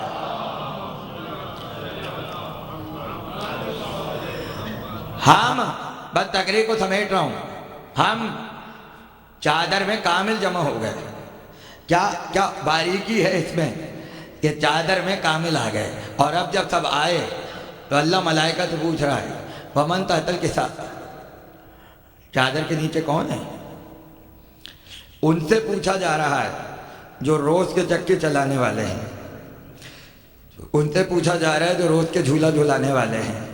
پتہ سب کو ہے، معلوم سب کو ہے، خود خدا سے بہتر کون جانتا تھا کہ چادر کے نیچے کون ہے؟ تو پوچھنے کی ضرورت کیا ہے؟ میں پوچھوں آپ کو معلوم ہے بانی مجلس کون ہے؟ آپ کہیں گے کیا بات کر رہے ہیں بھائی، ہم تو 50 سال سے رہ رہے ہیں، آپ تو ابھی آئے ہیں، ہم بہتر جانتے ہیں یہ مجلس کس کی طرف سے ہو رہی ہے۔ تو بھائی جب چادر والوں کو سب اچھی طرح پہچانتے تھے تو پھر پوچھنے کی ضرورت کیا تھی؟ تو یہی تو بتانا تھا کہ سوال ہر وقت علم میں اضافے کے لیے نہیں ہوتا، اوروں کو بتانے کے لیے بھی ہوتا ہے، اوروں کو بتانے کے لیے بھی ہوتا ہے۔ کبھی نجف جائیں تو جا کے دیکھیے گا، روضے میں مولا علی کے داخل ہوں، ایک طرف علامہ ہلی اور ایک طرف مقدس اربیلی، کیا مقام ہوگا؟ اور علی بھی اپنے پہلو میں ہر کسی کو جگہ دیتے نہیں ہیں۔ علامہ ہلی اتنے بڑے عالم، علامہ ہلی نے اپنی کتاب میں اپنا خواب لکھا ہے، اور یہ ایک عجیب موضوع ہے۔ خواب نقل کرتے ہیں، اس کے بعد لکھتے ہیں میں اس تاریخ کو دنیا سے گزر جاؤں گا۔ کہنے لگے اگر میں اسی تاریخ میں مر گیا تو سمجھ لو جتنی سچی تاریخ ہے اتنا سچا میرا خواب ہے۔ اور وہی ہوا، اسی تاریخ کو علامہ ہلی کی وفات ہوئی جو زندگی میں بتا گئے تھے۔ علی والے بھی موت اتنے مانوس ہیں کہ اگر مرنے کی تاریخ بتا دیں تو کبھی کبھی قدرت خود چنتی ہے کہ اسی تاریخ کو بلایا جائے جو تاریخ یہ پسند کرتے ہیں۔ اب مرزا دبیر نے اپنی زندگی میں کہا، مرزا دبیر کے آپ مرثیے سنتے ہیں، مرزا دبیر ان شعراء میں ہیں جنہوں نے اپنے مرنے کی تاریخ پہلے ہی بتا دی تھی، اور رباعی میں نظم کی، جب مصحف ہستی میرا برہم کرنا، مصحف ہستی جب میری زندگی کی کتاب ختم ہو، سی پارہ ایام محرم کرنا۔ سی کہتے ہیں 30 کو، یعنی جیسے قرآن میں 30 پارے ہیں ویسے میری زندگی کی کتاب میں 30 پارے ہوں، یعنی 30 تاریخ ہو۔ ماہ محرم کی برباد نہ جائے میری خاک، اے گردوں تیار چراغ بزم ماتم کرنا۔ میری مٹی سے مجلس اعلیٰ میں جلنے والا چراغ بنا دینا۔ تو مرزا دبیر نے اپنی تاریخ خود بتائی اور اسی تاریخ کو اس دنیا سے رخصت ہوئے۔ اب ہمارے رضویہ میں ایک بزرگ تھے سید ماجد حسین رضوی، بہار سے ان کا تعلق تھا، اور مجھے بڑی ان سے نیاز مندی حاصل تھی۔ بہت ہی عزادار شخصیت، اور بہار کے مدرسہ سلیمانیہ بہت بڑا مدرسہ ہے، اس کے فارغ التحصیل تھے، جانتے ہیں ہمارے فیاض صاحب اچھی طرح۔ ہسپتال میں داخل ہوئے، کہنے لگے کہ مئی کی 10 تاریخ کو مر جاؤں گا، قبر کھدوا لو۔ اتفاق یہ ہوا کہ ان دنوں میں امام حسین کے حرم کے سرداب بنائے جا رہے تھے۔ ہمارے ایک دوست وہاں سے خاک شفا لے آئے 50 فٹ گہرائی سے، تھوڑے سے ذرے ان کے دہن میں دے دیے۔ کہنے لگے پہلے تو مر رہا تھا 10 مئی کو، اب مروں گا 19 مئی کو، اس لیے کہ 9 کے عدد ہیں شہزادی کے، تو جناب سیدہ نے میری عمر 9 دن بڑھا دی ہے خاک شفا کے صدقے میں، اور 19 مئی ہی کو انتقال ہوا۔ یہ عجیب واقعہ ہے، یہ میرے سامنے کا واقعہ بتا رہا ہوں کہ وہ منزل کے جہاں لوگوں نے اپنی تاریخیں بتائیں اور اسی تاریخ کو دنیا سے رخصت ہو گئے، انہی میں ایک علامہ ہلی ہے۔ علامہ ہلی اپنا خواب بیان کر رہے ہیں، اسی تاریخ کو دنیا سے گئے۔ اب سمجھ لیجیے خواب کتنا سچا ہوگا۔ علامہ ہلی کہتے ہیں میں نے خواب میں دیکھا جنت کا باغ ہے، محل ہے، محل کے اندر قیمتی تخت بچھا ہے، اس پہ 2 بزرگ تشریف فرما ہے۔ ایک مرتبہ میں نے کسی سے پوچھا یہ کون ہے، تو چلتے پھرتے کسی خادم نے کہا یہ معلوم ہوتا ہے آپ نئے آئے ہیں۔ کہا آئے تو نئے، لیکن یہ بتاؤ یہ سامنے کون بیٹھا ہے؟ کہ پہلے ہیں حضرت محمد مصطفیٰ صلی اللہ علیہ وآلہ وسلم، اور دوسرے ہیں حضرت موسیٰ کلیم اللہ، دونوں تشریف فرما ہیں۔ علامہ ہلی بھاگے ہوئے گئے، پیروں پہ گرے، رسول کے سلام کیا، خواب دیکھ رہے ہیں، حضرت موسیٰ کو سلام کیا۔ حضرت موسیٰ پوچھتے ہیں اے محمد مصطفیٰ یہ کون ہے؟ یا رسول اللہ یہ کون ہے؟ کہا یہ میری امت کا ایک ادنا سا عالم ہے، اس کو ہلی کہا جاتا ہے۔ اب یہ ذہن میں رکھیے گا، علامہ ہلی ہیں متکلم، ماہر علم کلام، اور موسیٰ ہے کلیم اللہ۔ اب دونوں کی باتیں ہو رہی ہیں عالم خواب میں، اور حضرت موسیٰ مخاطب ہو کے پوچھتے ہیں آپ کا اسم گرامی؟ اب اس کو بہت غور سے سنیے گا۔ علامہ ہلی نے کہا میرا یہ نام ہے، میرے والد کا یہ نام ہے، میرے استاد کا یہ نام ہے، میں نے فلاں سے تعلیم حاصل کی، میں نے اتنی کتابیں لکھی، میں فلاں شہر کا رہنے والا ہوں، میری اتنی اولادیں ہیں، میرے اتنے شاگرد ہیں۔ حضرت موسیٰ نے کہا ٹھہریے، نام پوچھا ہے، شجرہ نہیں پوچھا۔ خواب میں باتیں ہو رہی ہیں، نام پوچھا ہے، شجرہ نہیں پوچھا۔ بھائی توجہ کیجئے گا. اب دیکھیے یہ ہے علم کلام کہ ایسی بات کی جائے کہ سامنے والا کوئی ایسا جملہ کہے کہ برابر والا پلٹ کے اس پر ایک اور جملہ رکھ دے. اسی پہ مناظرے کی پوری بنیاد ہوتی ہے اور یہی علم کلام ہے. ایک مرتبہ جیسے ہی کا میں نے نام پوچھا تھا, شجرہ نہیں پوچھا تھا, تو علامہ ہلی کہتے ہیں آپ سے بھی تو اللہ نے پوچھا تھا موسیٰ تمہارے ہاتھ میں کیا ہے؟ آپ کہتے تھے عصا ہے, آپ نے کہا لٹا دو تو تکیہ بنتا ہے, اندھیرے میں لے کے جاؤ تو باتیں کرتا ہے, درخت پہ مارو تو پھل دیتا ہے, کنویں میں ڈالو تو پانی دیتا ہے. ایک جواب دے دیتے, اتنا لمبا جواب دینے کی ضرورت کیا ہے؟ تو جیسے آپ نے لمبا جواب دیا ویسے میں نے لمبا جواب دے دیا. تو حضرت موسیٰ کہتے ہیں تمہیں کیا پتا, جب اللہ سے راز و نیاز ہو رہا ہو تو دل یہ چاہتا ہے بات ہوتی رہے. اب دیکھیے یہ عجیب کیفیت ہے, جس سے محبت ہو دل چاہتا ہے کوئی گیپ نہ آئے, بس بات سے بات نکلے, بات سے بات نکلے. تو حضرت موسیٰ کہتے ہیں میں بھی چاہتا تھا, میرا معبود تو مختصر پوچھ رہا ہے ہاتھ میں کیا ہے, مگر میں نے چاہا کہ بات چیت جاری رہے تو اسے اپنے عصا کے فضائل سناتا رہا. پانی بھی دیتا ہے, تکیہ بھی بنتا ہے, باتیں بھی کرتا ہے, روشنی بھی دیتا ہے, پھل بھی توڑ کے دیتا ہے. کہ میں بھی تو یہی کہہ رہا ہوں, جب گفتگو کلیم اللہ سے ہو رہی ہو تو مختصر بات کیوں کی جائے. اس لیے میں نے بھی اپنی گفتگو کو طول دے دیا تاکہ آپ مجھے دیکھتے رہیں, میں آپ کو دیکھتا رہوں اور گفتگو بڑھتی چلی جائے. تو بس یہیں تک لانا تھا اور تقریر ختم ہو گئی. آخری جملہ آپ کی خدمت میں, جب اللہ کو پتا تھا کہ موسیٰ کے ہاتھ میں کیا ہے تو پوچھنے کی ضرورت کیا ہے. اسی طرح سے اللہ کو پتا تھا چادر کے نیچے کون ہے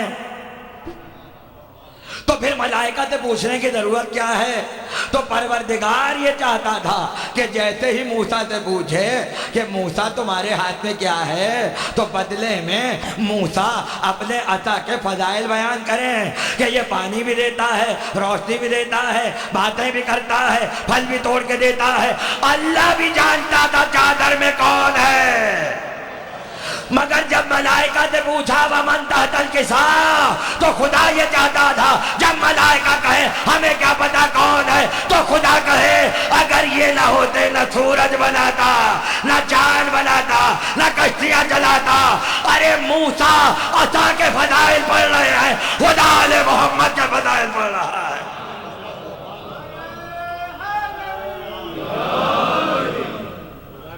موسیٰ عصا کے فضائل بیان کر رہے ہیں اور خدا آل محمد کے فضائل بیان کر رہا ہے. بھائی یہیں سے پتہ چل گیا.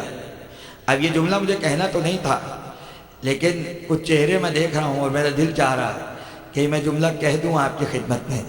نہج البلاغہ میں علی نے اپنے خطبے میں کہا ہے کہ ملائکہ کی شان یہ ہے کہ سجدے میں ہے تو سجدے میں, رکوع میں ہے تو رکوع میں, قیام میں ہے تو قیام میں. اب ذرا یہ بتا دیجئے یہ جتنے فضائل اہل بیت بیان ہو رہے تھے یہ ملائکہ حالت نماز میں سن رہے تھے یا نماز کو چھوڑ کے سن رہے تھے؟ اچھا ہمیں اور آپ کو تو اختیار نہیں ہے کہ ہم کسی کو نماز سے روکیں, اس لیے کہ واجب ہے, مگر جس کی عبادت ہے وہ تو روک سکتا ہے, وہ تو کہہ سکتا ہے تھوڑی دیر کے لیے عبادت کو روک لو. تو اب دو ہی صورتیں ہیں, یا تو یہ ماننا پڑے گا کہ یہ ساری گفتگو ملائکہ حالت عبادت میں کر رہے تھے مگر ان کی عبادتوں پہ کوئی فرق نہیں پڑ رہا تھا. سجدے میں تھے تو بات ہو رہی ہے, رکوع میں تھے تو بات ہو رہی ہے, قیام میں ہے تو بات ہو رہی ہے. اور آل محمد کے فضائل سے ملائکہ کی نمازوں پر کوئی فرق نہیں پڑ رہا. یا تو یہ ماننا پڑے گا یا پھر یہ ماننا پڑے گا کہ خدا یہ کہہ رہا تھا کچھ دیر کے لیے عبادت کو روکو اور یہ بتاؤ کہ چادر کے نیچے کون ہے. ارے یہ نہ ہو تو نہ تمہارا سجدہ ہو, یہ نہ ہو تو نہ تمہارا رکوع ہو, یہ نہ ہو تو تمہارا قیام نہ ہو. تو بتانا تھا فضائل اہل بیت بیان کر رہا ہوں, کچھ دیر کے لیے اپنی نمازوں کو روک کے سنو تاکہ قیامت تک دنیا فضائل اور عبادتوں میں مقابلہ نہ کر سکے. اور بتا دیا آل محمد کے فضائل کس منزل پر ہیں اور عبادتوں کا معیار کیا ہے. عبادتوں کا معیار کیا ہے؟ ذکر اہل بیت وہ عبادت ہے. اب میں کیسے عرض کروں, یہاں تو لفظ عبادت بھی نہیں آ سکتا، اس لیے کہ اللہ کے لیے عبادت نہیں ہے، اللہ کی عبادت ہے۔ اللہ کسی کی عبادت معاذ اللہ ثم معاذ اللہ، تو پھر مجھے کہنے دیجیے سجدہ کا تصور بھی اللہ کے لیے نہیں ہے، قیام اور رکوع کا تصور بھی اللہ کے لیے نہیں ہے، مگر ذکر اہل بیت خدا کر رہا ہے۔ بس بات جو کہنی تھی میں کہہ چکا آپ کی خدمت میں۔ اب دنیا سمجھ لے کہ ہم مجلسوں میں وہ کرتے ہیں جو خدا عرش معلیٰ پہ کرتا ہے۔ صلوات پڑھیں بلند آواز پر۔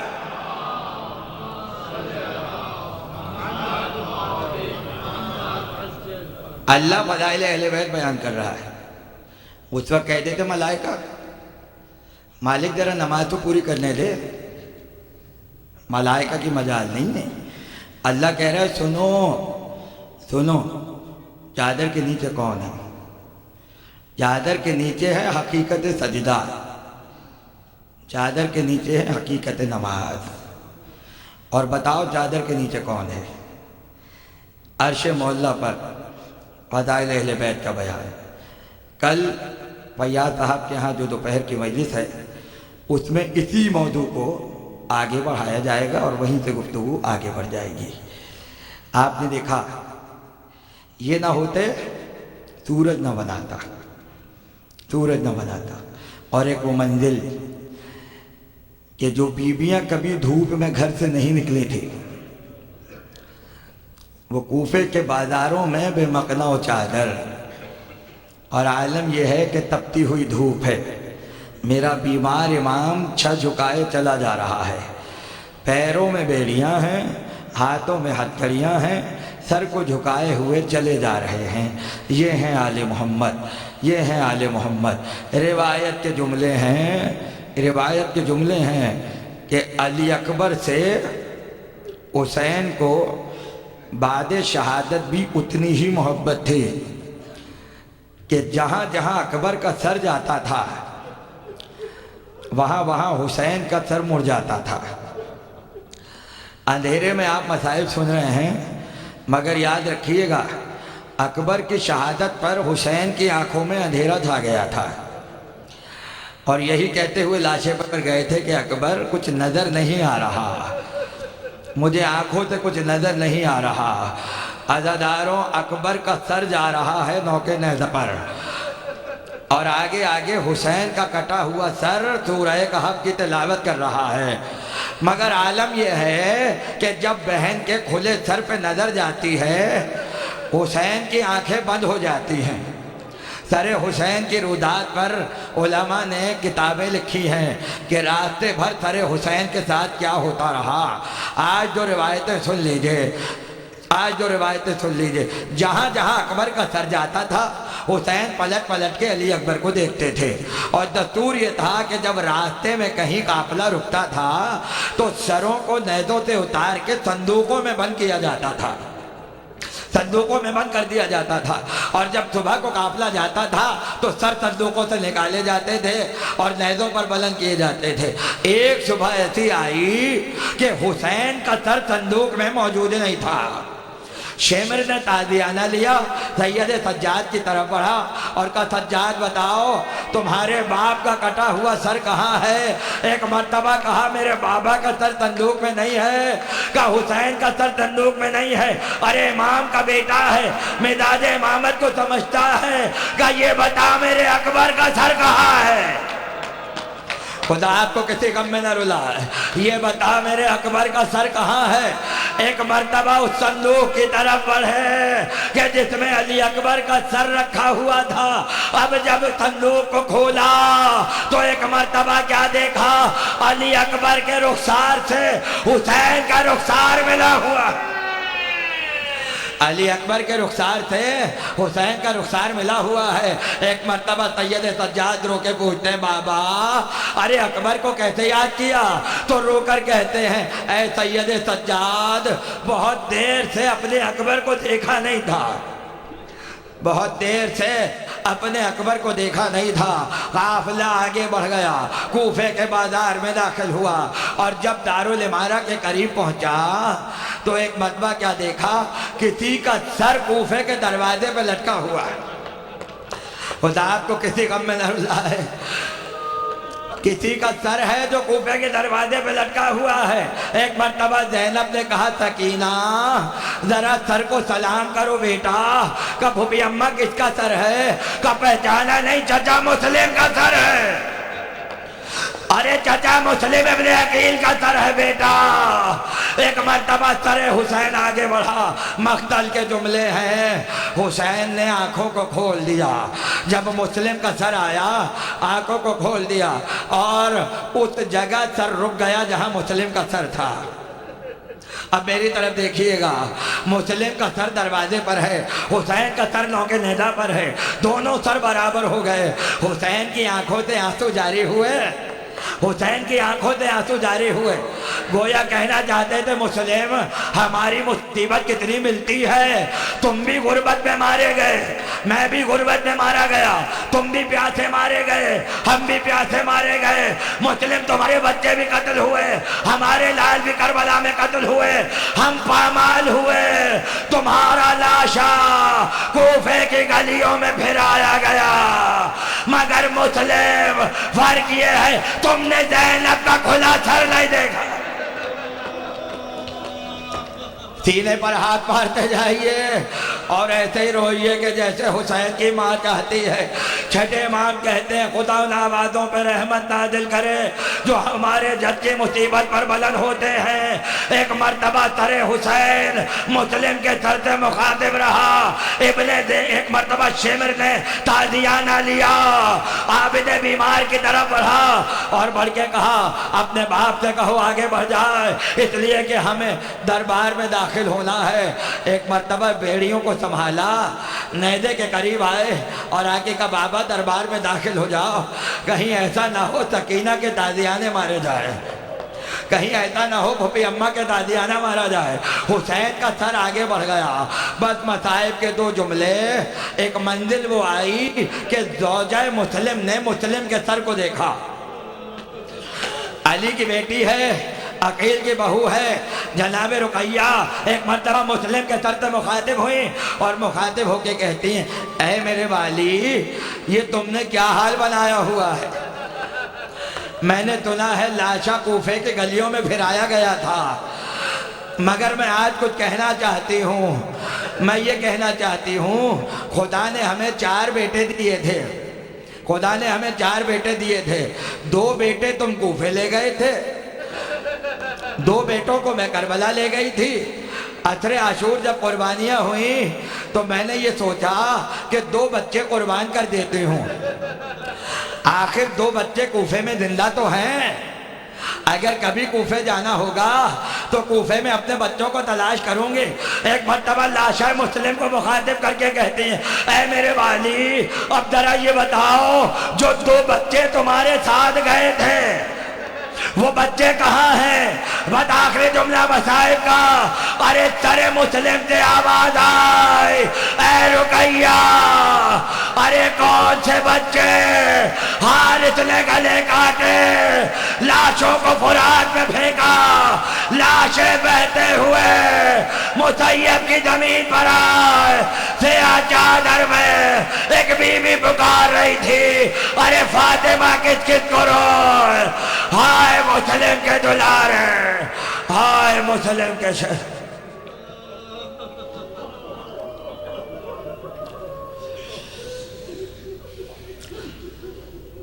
وَسَيَعْلَمُ الَّذِينَ ظَلَمُوا أَيَّ مُنْقَلَبٍ يَنْقَلِبُونَ۔ باراللہ ذکر کو قبول فرما، اناسوں کو قبول فرما، حجت آخر کے ظہور میں تاجیل فرما، کوئی غم نہ دے سوائے غم آل محمد کے۔ ان اللہ ربنا تقبل منا انکا انت السمیع العلیم برحمتک یا ارحم الراحمین۔ ماتم حسین۔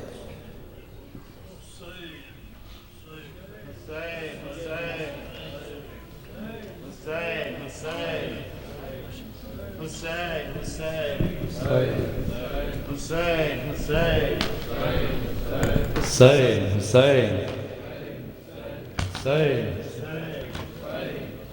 حسین حسین ہوا کے دوش پا گونجی جو ایک نحیف صدا، سلام علیک ابن رسول شاہ ہدا، خدا کا شکر کے دیدار آپ کا تو ہوا، تمام اسیروں نے دیکھا سوئے در کوفہ، جو لاش لٹکی ہے در پر وہ تھر تھر آتی ہے، سلام کرنے کی آواز اس سے آتی ہے، تڑپ کے نیزے سے فرق حسین نے یہ کہا، علیکم اے وطن آوارو قتیل جفا، ادب سے عابد بیمار یوں ہوئے گویا، قبول کیجئے مسلم چچا سلام میرا، سنا جو حضرت مسلم بن عقیل کا نام، تو ایک بی بی لگی لاش سے یہ کرنے کلام، کی زوجہ مسلم نے یہ فغاں ہے میرے دونوں لال کہاں، احوال کرو کچھ ان کا بیان ہے میرے دونوں لال کہاں، کی زوجہ مسلم نے یہ فغاں ہے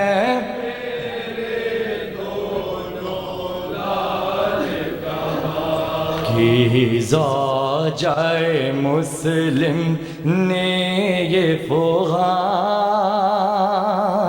ہے میرے دونوں لال کہاں، کی زوجہ مسلم نے یہ فغاں ہے میرے دونوں لال کی زوجہ مسلم نے یہ فغاں ہے میرے دونوں لال کہاں،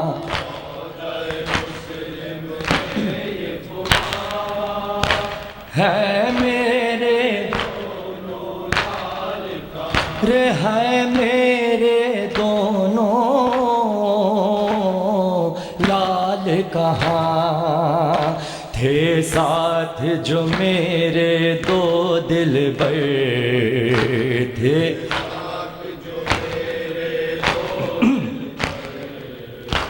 وہ فدیہ کیے میں نے حق پر تھے،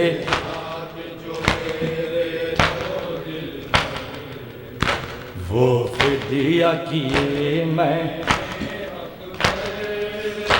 جو ساتھ تمہارے تھے ہیں کہاں، ہے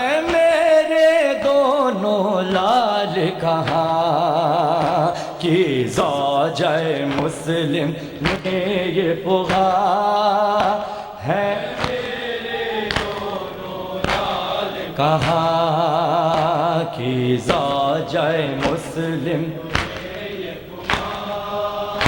ہے میرے دونوں ہے میرے دونوں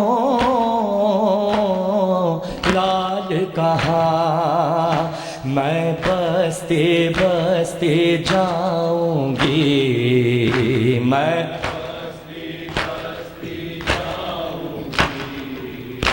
اور ڈھونڈ کے ان کو لاؤں گی میں بستے جاؤں گی اور ڈھونڈ کے ان کو بتلائیے کچھ تو ان کا نشان ہے میرے دونوں لال کہاں کی مسلم نے یہ فغاں ہے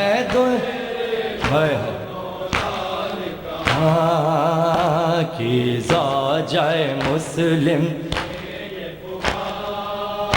ہے میرے دونوں لال کہاں کب تک وہ رہے زیر سایہ کب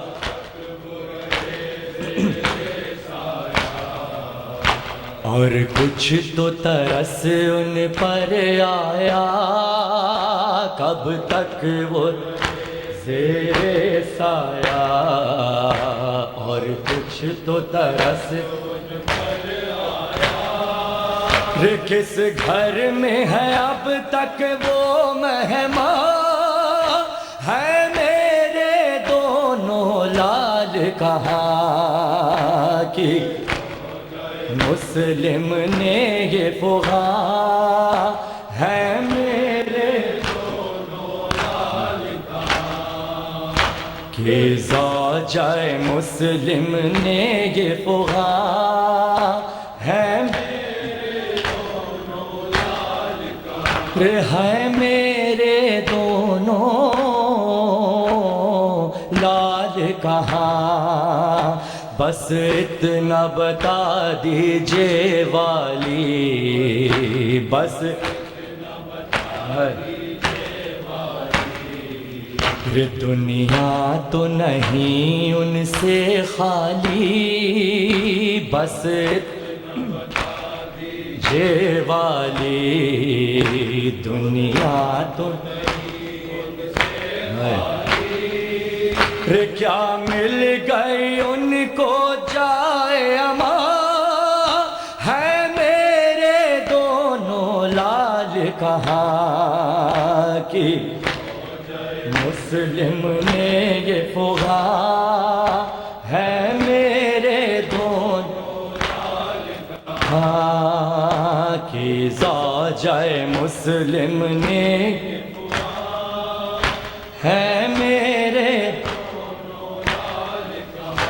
ہے میرے دونوں لال کہاں دیلا شاہ مسلم نے یہ صدا دی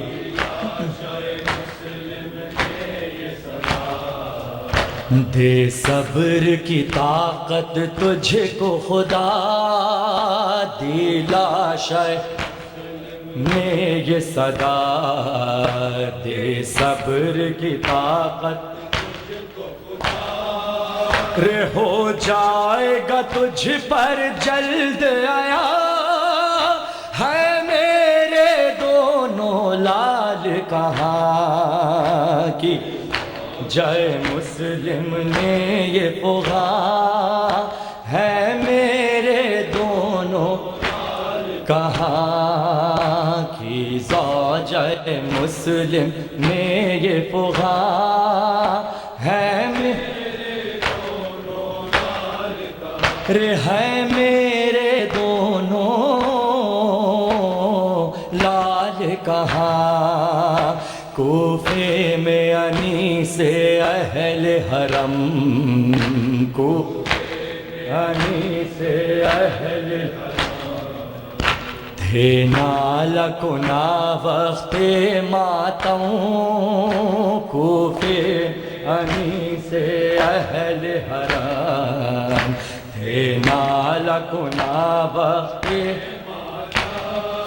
سن کر یہ صدا محشر تھایا ہے میرے دونوں لال کہاں کہ زوجہ مسلم نے یہ پغا ہے میرے دونوں لال کہاں کہ زوجہ مسلم نے یہ پغا ہے